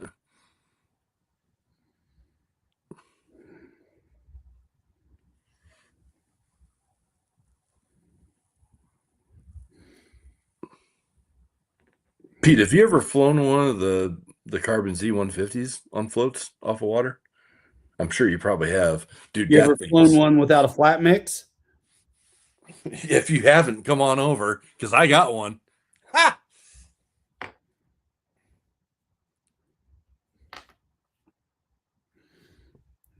Okay. Sometimes what you want to do is put a screw in that filament and then try to grab it and pull it out. Light it up. Well, it's all plastic, man. I was just saying, you take the gears out of there, hold them with a pair of pliers and torch them, melt that crap out of there. It's the feeder hole that gets the crap in it, though. Oh, okay. Yep, this got the little detent thing on it to hold your plastic feeder line in there. I've taken it all apart before, and it wasn't necessary. Gotcha.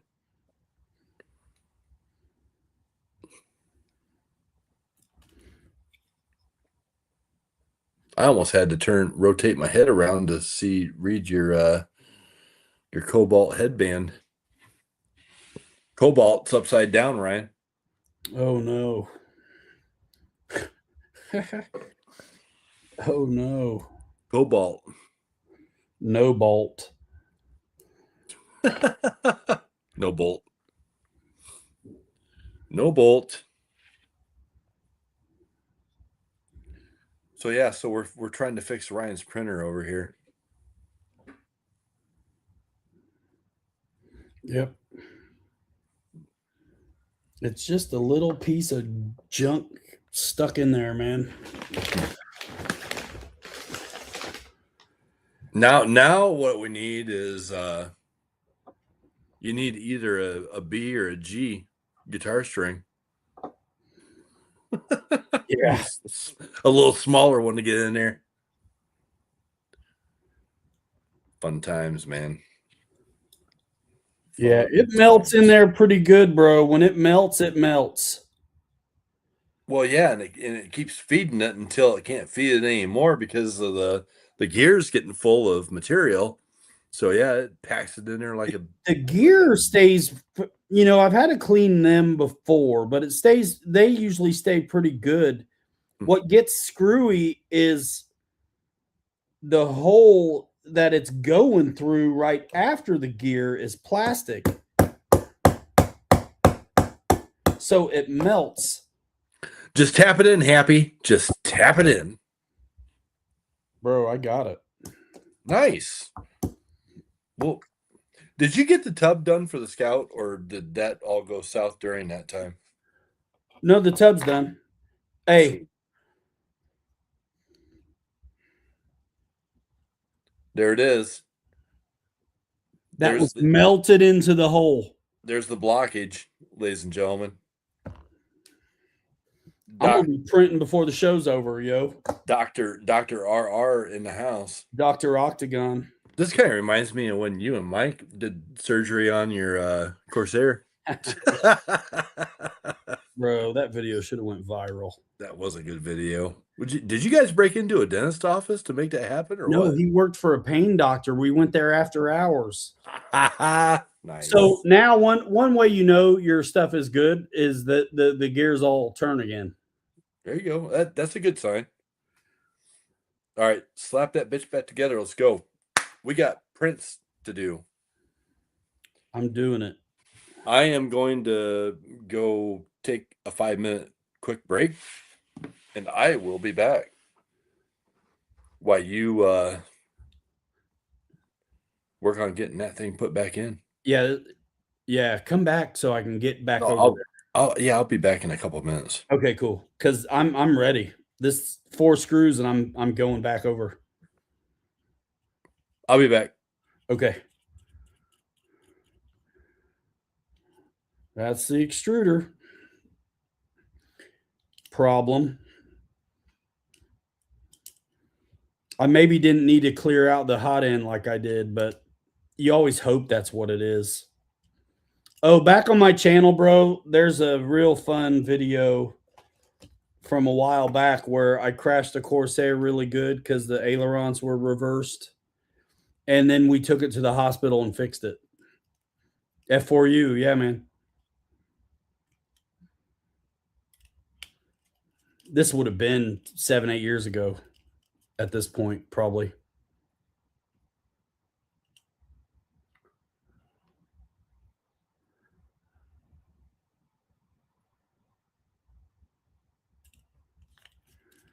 This shouldn't take me too long to get back together over there.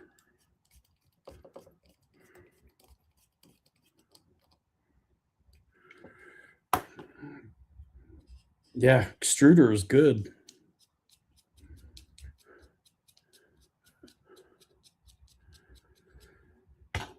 I'm going back over. Okay.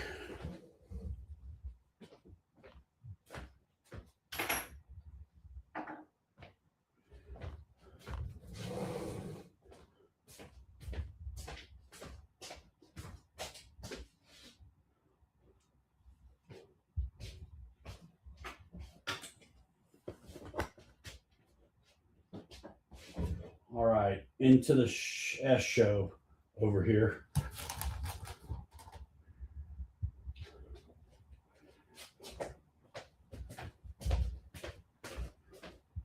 If I don't do it now, I'm waiting until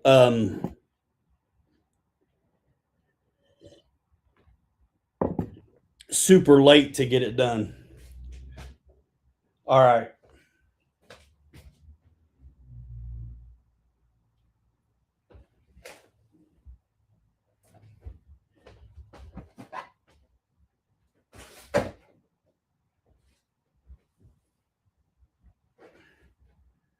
Okie doke. This guy goes back in. Little tiny screws on this. 1.5ers. And that's where the first thing that the filament goes through is that.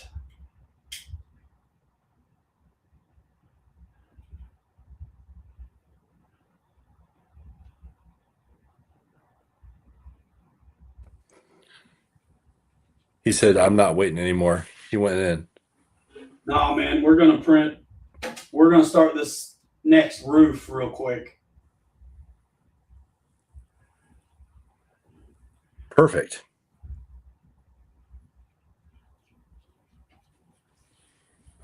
Yeah, dude, it's not too bad once you've done it 1,000 times. Don, you're saying I love those float planes?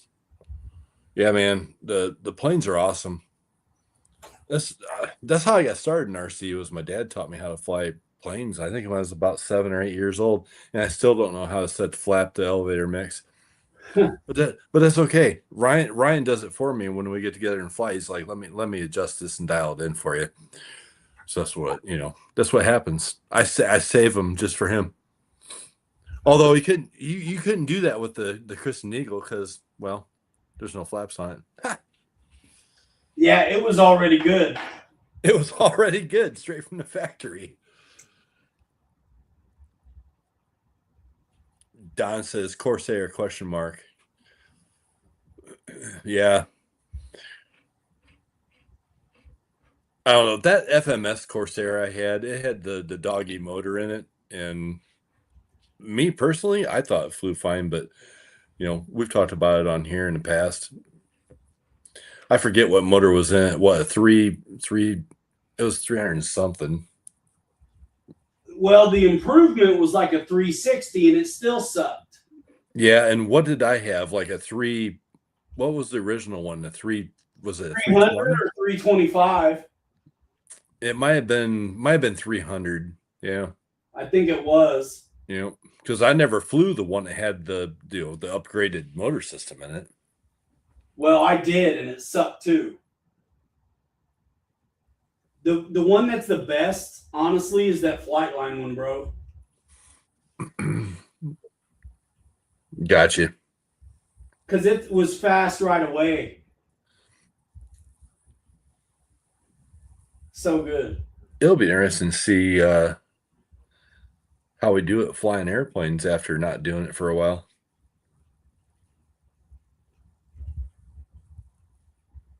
Well, not to be cocky, but I'm not too worried about it. It's like riding a bike, right? Yes. Well, if we can get the guys all over here and take the boat and run up to the sandbar again up there, that's the best place to go. Oh, yeah. Standing in the water and being at that flare point. It's so great. It's cool, man. It's the best, dude. That video we did with the super timber on floats. Yep. Yeah, that was a good time. And Ryan kept telling me, turn the stereo down. I'm like, the stereo on the boat is turned down. It's the live music downriver that you're hearing, brother. And I asked him to go tell them to turn it down, and he wouldn't do it. Pete says flight mode trims. Never have to worry about flap elevator mixes anymore. Yeah, but you got to teach somebody how to do that. Dude, just give me an old. They're already not doing flap to elevator mix out of the manual. They're not doing that. Yeah, okay. So there you go, Ryan. If I don't take the time to set the flap elevator mix to the book, I sure as hell ain't doing whatever Pete just said. I know how to do it. I'll show you. I don't know. A lot of work so you can be lazy later. I'm old school. I'm old school Klein over here, man. You know what? I'm running a DX8 Gen 2. May not be able to do it. It can do it. Okay, well, cool. Well, then I need to get all you guys over here so we can just get all my crap out and get it set up. Honestly, though, every high wing thing, if you just default to 11% down elevator at half and 22 at full, you're pretty close. I guarantee that's what I did to yours, and it was fine. Because a lot of manuals I've done planes where they didn't have the call outs, and that's what I would end up with, and they were always right on. No, Bird, no. You know, it's more fun to listen to Ryan complain. What do you mean? Michael Bird said, just do the mix and get it over with. The LOL. I mean, it's in the manual. You know, honestly, I'm pretty certain that my 150 is actually set up. I know it is. It is. I don't know why the carbon cub wasn't set up. I have no idea. I don't know. It's just so much nicer when it is. Yeah. Because you don't have to screw with the throttle. It'll just fly right. Right. No matter what, the angle of attack doesn't change. Right. Bro. It's simple. I don't know how to fly airplanes, man. That's not true. I don't know how to read.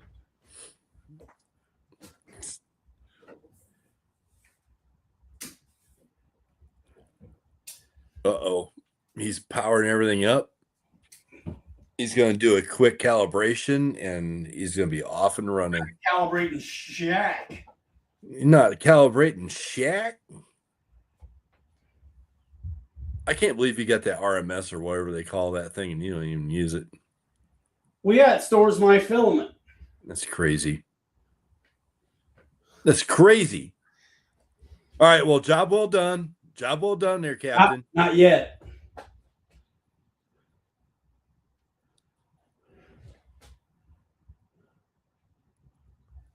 Not yet. Bro, I'll tell you what, I got tired of using jump drives to put files on. Oh, bro, this is all Wi-Fi. I now it's like I just jump on the Mac here and I'm like, yeah, let's go ahead and slice it. Yeah, just go ahead and send to print and be done. This will start in a minute. Sweet. So what are you going to print? The roof. It's already set up. Pickup truck roof, right? Yeah. Yep. Yeah, because I was kind of thinking, you said earlier that you might be able to print the full box back on that in one shot. Maybe. I tried 55 and it's too tall. So I would have to increase the angle. And I think then I'm running out of room the other way. Okay. Gotcha. Because what's your print bed? 265? 256. 256. Okay. Gotcha. Coolio.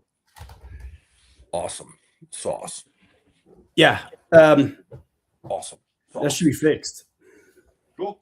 Perfect. Yeah, man. Perfect. Did somebody say dinner? Is it dinner time? What time is it? Almost 9? I got teased again. Guess what it was?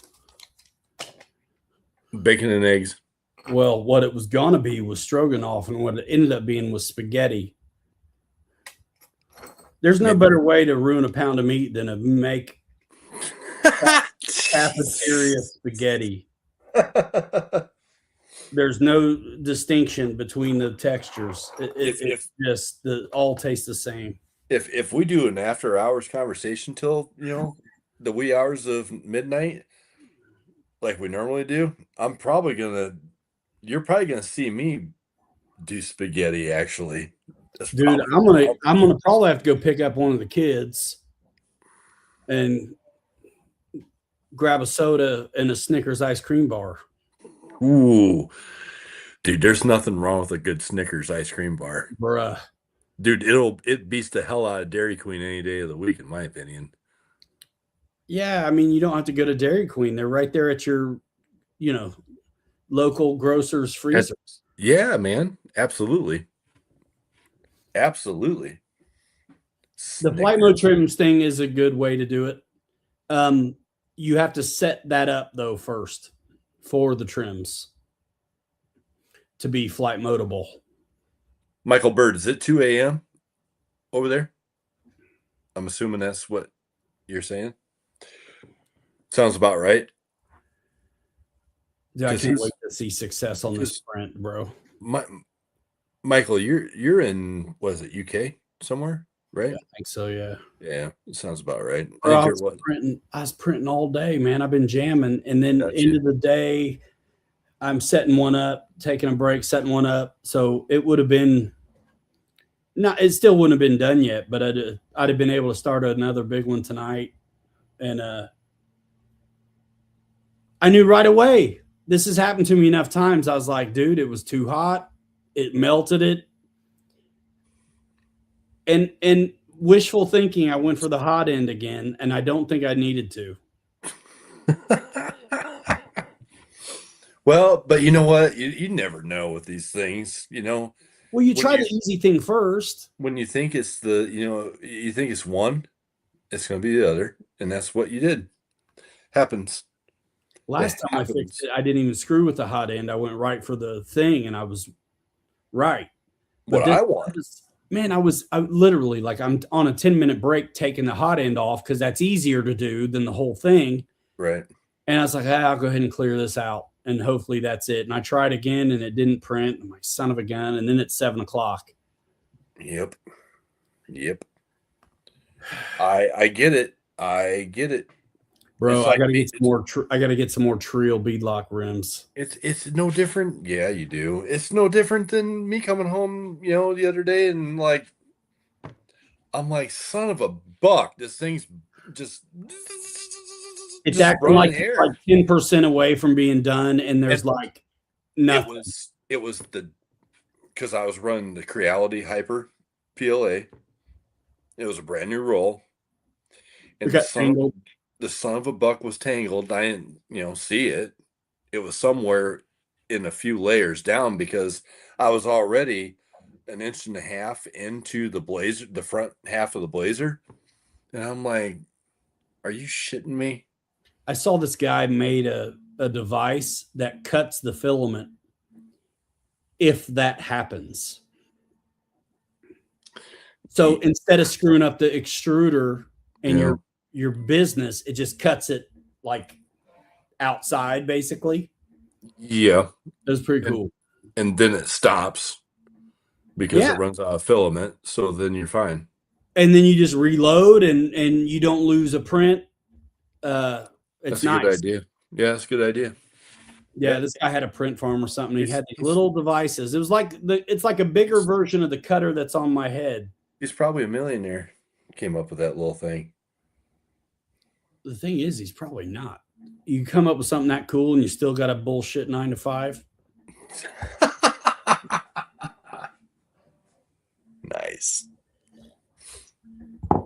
Nice. Jamming, guys. Yeah, I got 3 little pieces of filament that were stuck in things today. But most of the time, I don't have any trouble at all. And when I do, it's been my fault. Yep. Except for them damn updates. I still say that's my fault because I didn't check good enough. Before I was in a hurry because I'm working and trying to get a print going. It's always when I'm in a hurry. I mean, that's with everything. Flying planes, whatever. When you screw up, you were probably in a hurry. I get it. Been there, done that many times. So cool. Awesome. Yeah, no. I'm excited about our little situation here with Scouts, Blazers, F-250s. Yeah, man, I can't wait to do I may even wait on that full top. Just like do me a full Blazer top because I'm cool with the trucks. It's cool. I'll do a box back on the Blazer. That's cool. I just heard that thing just vibrate itself off the table. Well, it'll do that even if it's not giving you the filament. Or you can't get excited. Box back Blazer. I'm getting to the point where I can hear though now when stuff is wrong. Bro, I might actually have a box back already printed. I do. No, I don't. See you later, my bird. Bro, you know what I got over here in my little shelf of crap? What you got? I may have to dig this out and dust this off, bro. Hold on. It's buried. I forgot that I did this.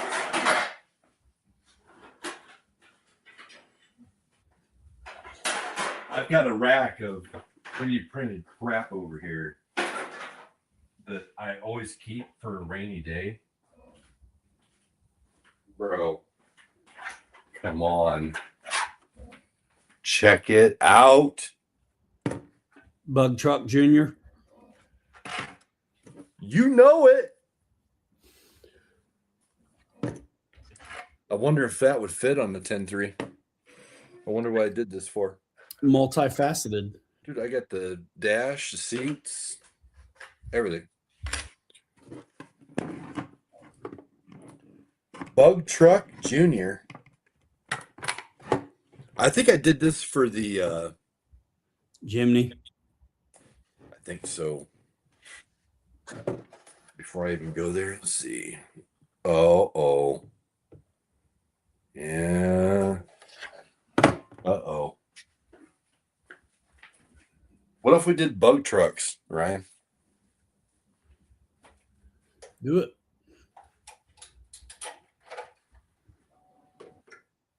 Super curious. Those are a ton of finish work. You know what? I think that would fit. You find a different bug front end. Yeah. Well, I got this one kind of already.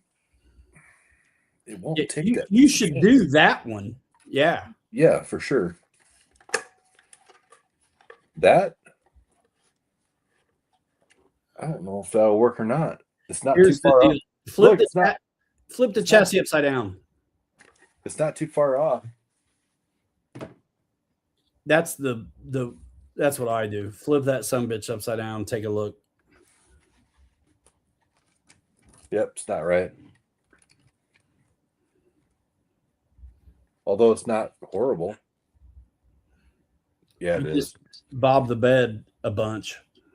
Shorten that thing like you did the Ford. Yep. It's not horrible. I think knowing what you know now, you probably even, if you were to do it again, it'd be even better. Those facets on that bug are garbage. I'll never do one. Garbage trash. Garbage trash. Well, it's just a lot of work. Well, I might just leave that sit for. But if we could find a better bug, yeah, a bug truck would be cool. I think there is a better bug out there now. If you Harley talked about it on the news yesterday. Is that the Blazer top? Yeah. It's for the one that I did for Jimny. So it's long. Yep. Set that on that chassis upside down and see. That goes on here.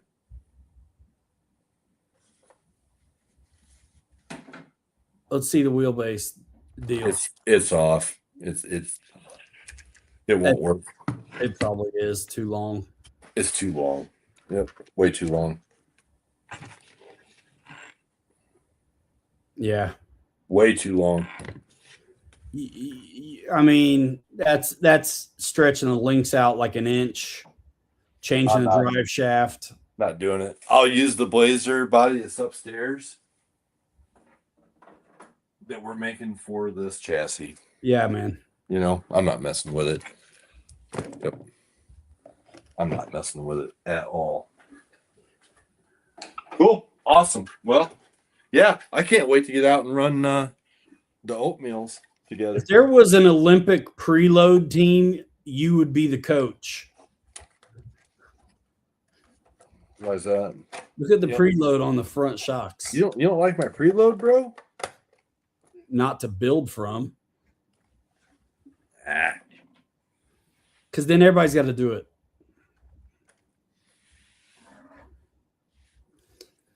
Well, it's probably because I'm not. It's probably because I'm not using Wesson oil in my shocks. I think the thing is, if you got to get. It's like trim on a plane. You got to give yourself room. So it's like start with none all around and see. Here's the thing, Ryan. These are 475s. If I had 455s on this, I would take all the preload out of it and it'd be fine. That's true. That's your shocks are they already high? They're already in the tall setting. In the back, they're exactly the same spot as what yours are. But they're different in the back than the front? Yes. That's not. Yeah. I'm not surprised, though, because I feel like the front end's low. Not on yours, but like on mine. So, yeah. But yeah, if I had 455s on here, I could get rid of the preload and I'd be just perfect. But since how I got these 475s on here, granted, I mean they're Wranglers, but at the same time, they're bigger diameter than what yours are. So that's why I'm preloaded up, bro. Yeah. I just guess. I mean, for speccing them out, I mean, you got to do what you got to do when it's all said and done to get it right. But when you're making them, I would say same shock position in the back, same shock position in the front, same preload on both.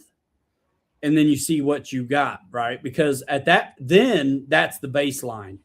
And then if you have to add preload in the front to get things right, well, something needs stretched out or adjusted. Yeah, for sure. But look, there's going to be fine tuning on these.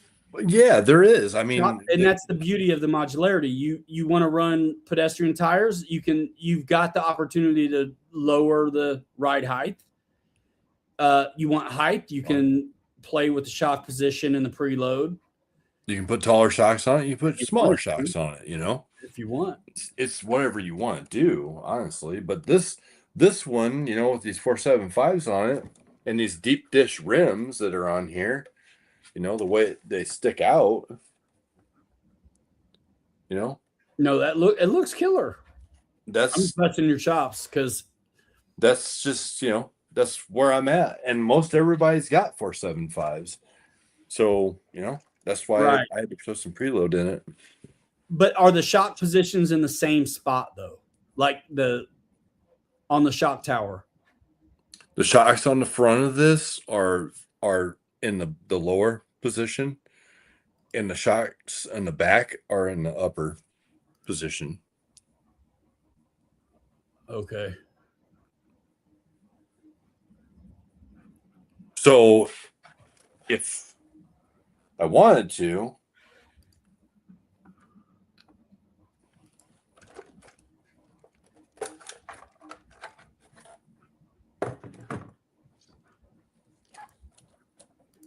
yeah. So there's the fronts. Oh, you took me away. Okay. You're not away. No, I know. I was going to show you. What's up? What's up, RBR? Hey, how's Brazil doing down there? It's printing. No, that's great. Homie fixed it. I'm happy for you, homie. I'm happy for you, homie.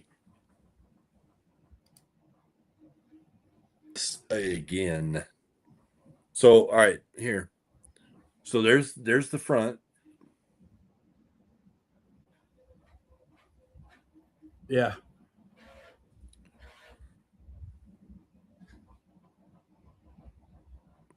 Let me see the front.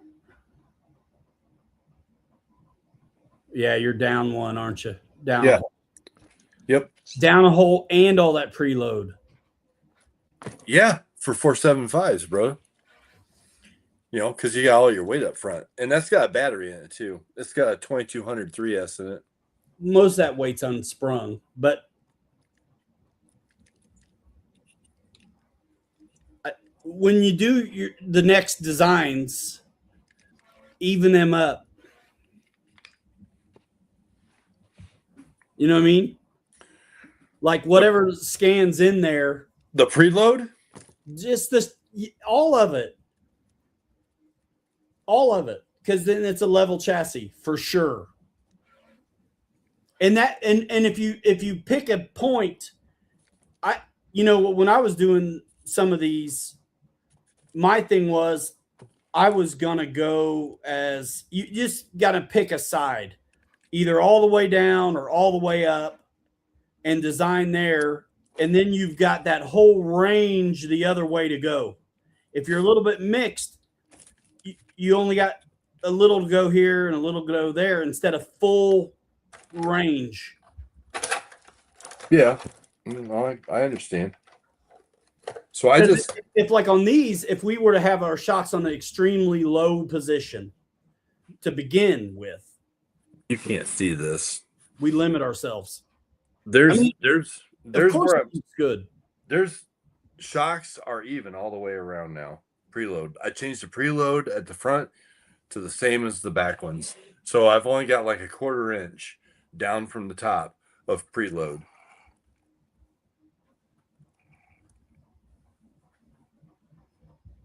And that's for 7.5s. Good. So it's okay. I wanted my ride height to be a little bit higher, you know? Well, yeah. I just surprised your preload's the same, but your shocks are in different positions. Right. Yeah. I'm just saying, like, whoever's throwing these on a rig, they're probably not going to be like that. You know what I mean? They're going to be what they are.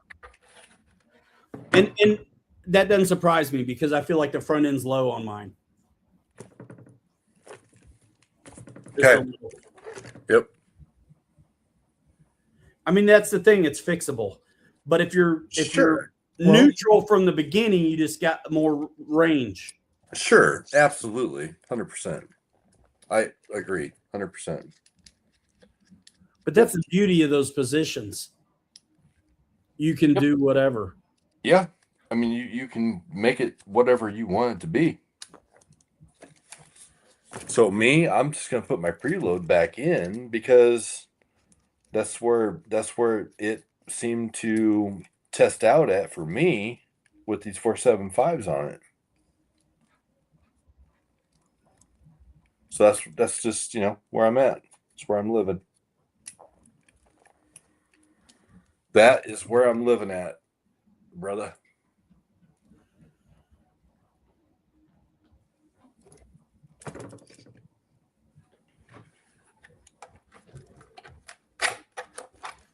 Bro, I'm about to throw Blackie on here.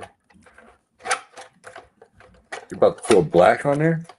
Yeah, because it's the closest to it's basically final except for the bumper. Now I'm back up where I was at.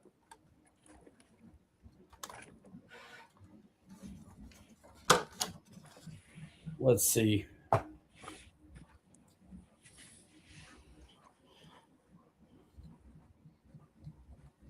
So these shock positions are in the top position on the shock tower and the stock position down at so they're not they're on the stock position. So they're not like low like I do on the links. Yep. So pretty much, I think what the manual says on the build.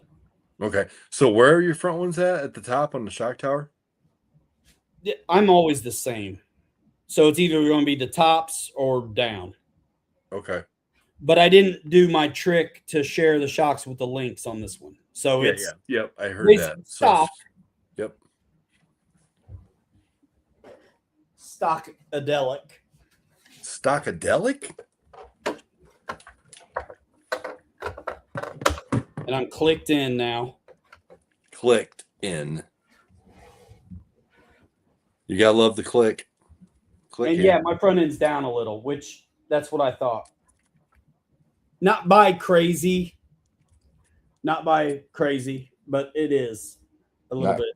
Not crazy. No. Yeah, no, that's cool.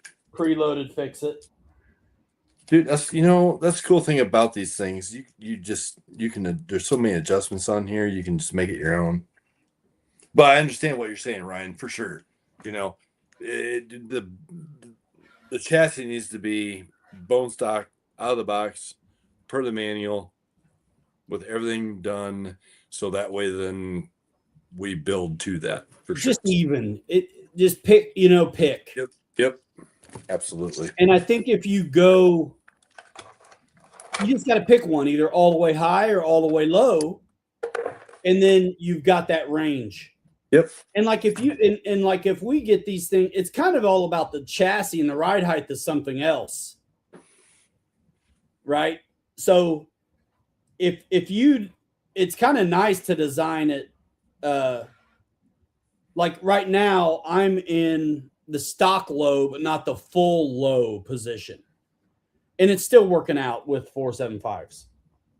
And some guys may like more than that, but I'm cool with that. So it's fine.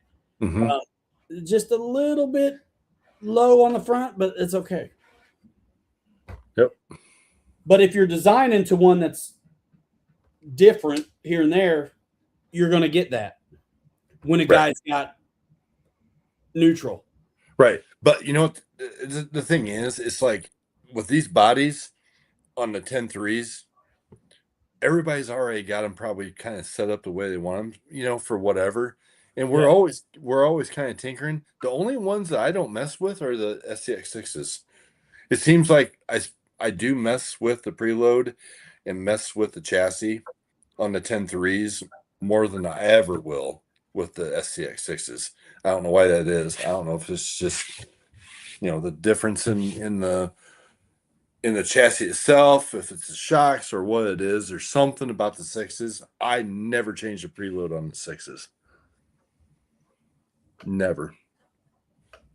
I've messed with it, if I needed to. Like when I ran the trimmer's truck at Beat the Creek, I set the shocks up on the higher position. Gotcha. Because I knew I was going to be asking a lot out of that truck, and it's fairly scale with big crazy tires on it. So I did that. I'm going to put this on the Coyote real quick. What, that body? Do it. What's up, Fred? What up? I jumped in on he was hosting the Real Flight. The Real Flight the other night.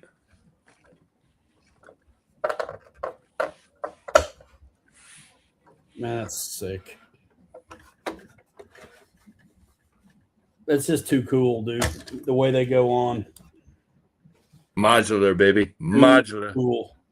Okay, so since I'm trying this on a Coyote, let me put this white one back together real quick. Same as it ever was. Easy. I love it. You can just go one body to the next. And this is prototype, so it's a little different. I got that little pin thing on this one. The dope derp? Yeah, because it was definitely low on this one. So that clip doesn't work. Little pin action. Boom. There it is. All right, Coyote for the black one here. Let's see. Yeah, let's check it out. All I should have to do is take the bumper off. Should be. Should just be the bumper out and put our mount in there, and it should just click right in. That should be it. Yep. 2 bumpers coming off the Coyote. Shoot, I'll run this chassis. It's already dialed with a hobby wing. Yeah. What tires you got on that? Stock Treps. Oh, the Trepidors. Yeah.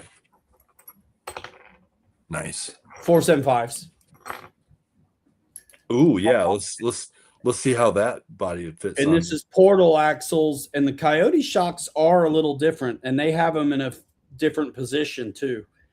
They're a little bit angled. I think the ride height on 475s isn't going to be any kind of problem here. It's chilly outside. Is it? A little bit. I'm cold at least. Did you swim? Yeah. Where at? The Corys? Yeah. Hey, we gonna watch something? Maybe. We'll see. Come on, man. Give her a break, dude. Hang out with your dad before I have a heart attack or something.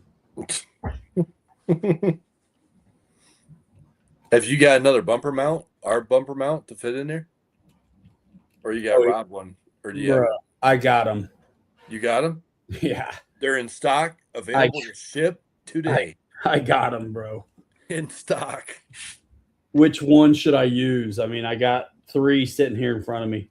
The one that I is know. the correct one. The wide one.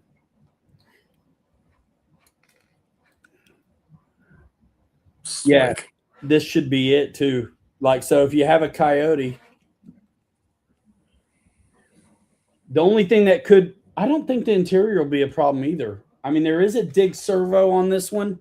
Now, the Coyotes don't come with a dig, so only is it going to be an issue for me, if it's an issue at all. Or anyone else who has a dig servo that they put in. Yeah, but a lot of guys don't bother. Let's see. This is probably it. Yep, that's it. It's the wide one. All right, so our mount's in the back. You should just put the bolts in if you're going to run that chassis. Oh, yeah. I knew it was going to be the shocks because they have them leaning way up on this. I'll just move them where they're at. They've got them all the way forward on that tower. Yeah. That's nobody does that. No boy, no. I'm just going to move them. Ladies and gentlemen, once he puts this body on there and clicks it in place, I'm going to be ready to go make some spaghetti and crash for the night. I'm about ready to take this ride upstairs right now and start making spaghetti. I'll be done in a second. Kirchhoff, whoa. What's that mean? Kirchhoff box back pilot with pink interior be on sale. Are you talking about my beach blanket bingo? We talking about beach blanket bingo? Aunt Mo, are you talking about my teal one? My teal box back? Donald had spaghetti tonight. I'm sorry, bro. Yeah, that's what I'm going for. Sorry or not. Because I'm getting to the point where I'm about ready to say I got to go do that soon. Aunt Mo, you talking about this? The box back with my pink and teal interior? Captain and Tennille. Captain Tennille.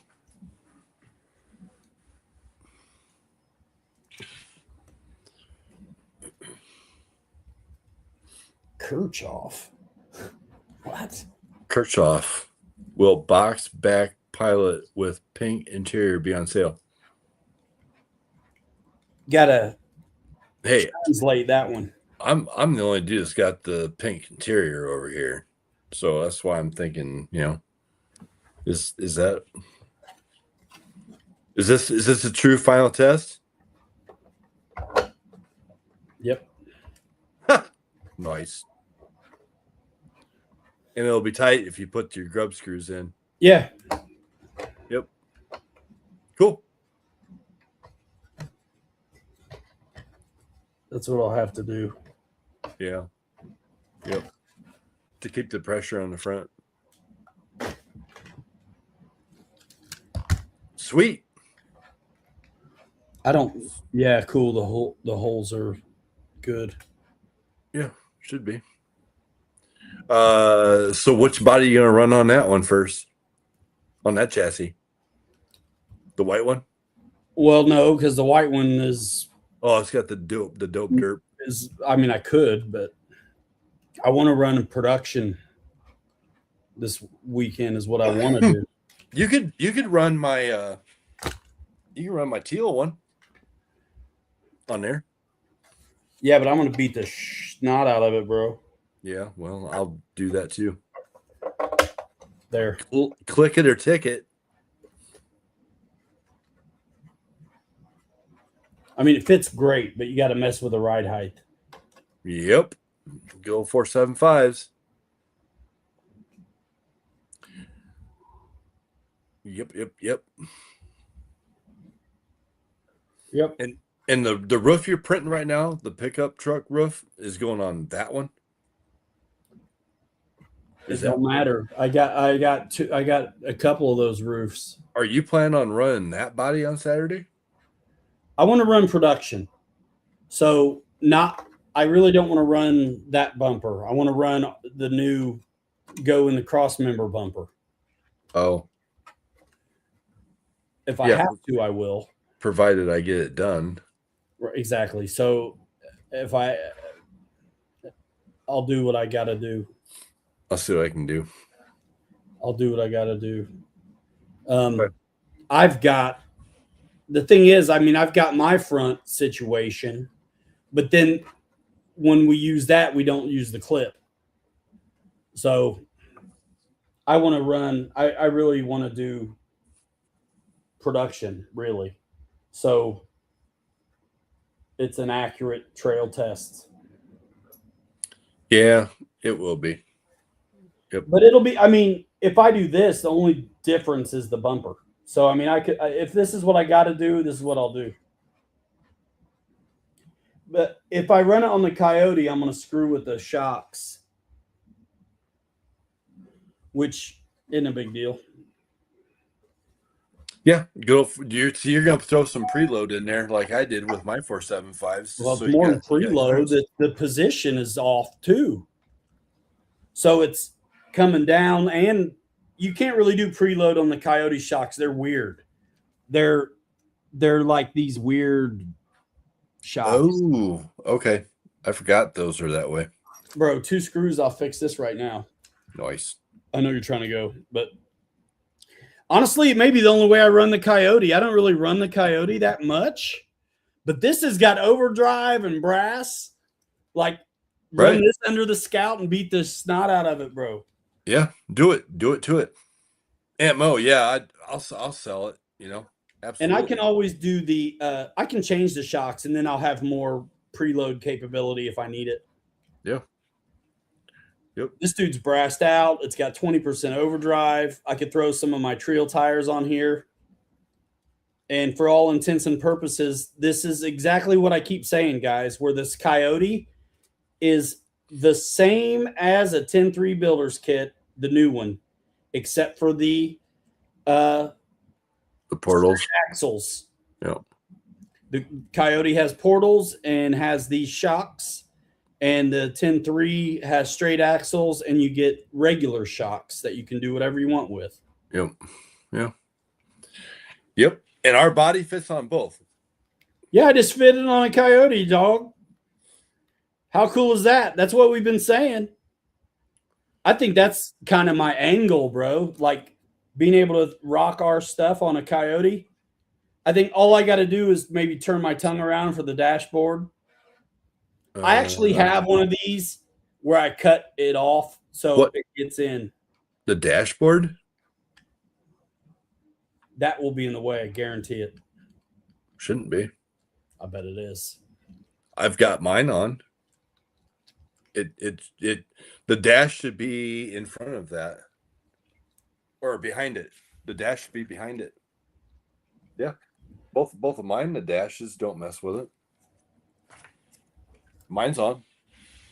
My dash isn't in yet, so. No, the dash fits on the back side of that tongue. You don't need to take that tongue off.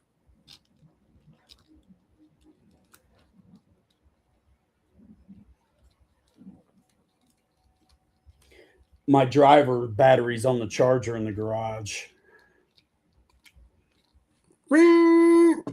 Dude, I'll tell you what, I can't stand doing what you're doing after using drivers like that.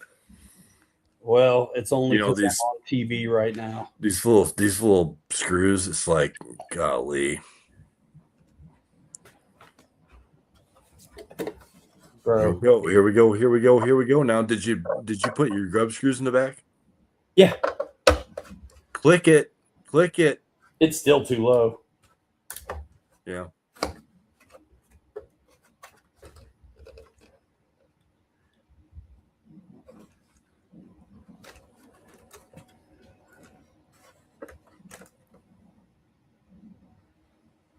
There's not much I can do.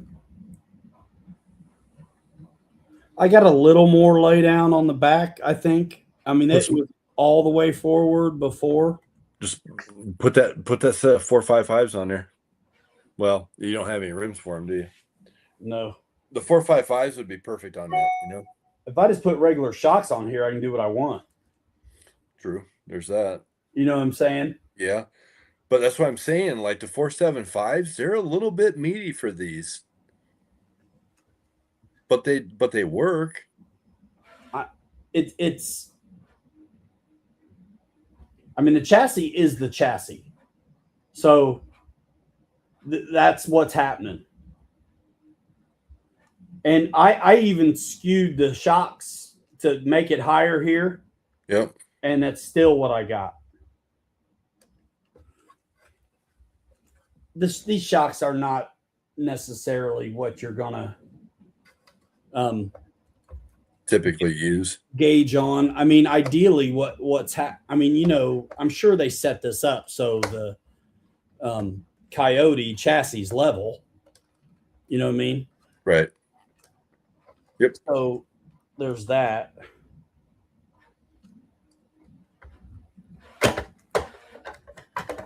Clickety click. Clickety click. But yeah, I mean, this chassis is the new 10.3. So I mean, the portals are doing a thing to me, and the the shocks, the tires, you got, you know, I mean, there's guys that like this hobby know how to adjust things and change things, and we enjoy it. So, you know, you can make these bodies fit however you want them to be, you know. Buy a set of deep dish, do what I did, you know, have them out wide, or go more pedestrian, you know, whatever you want.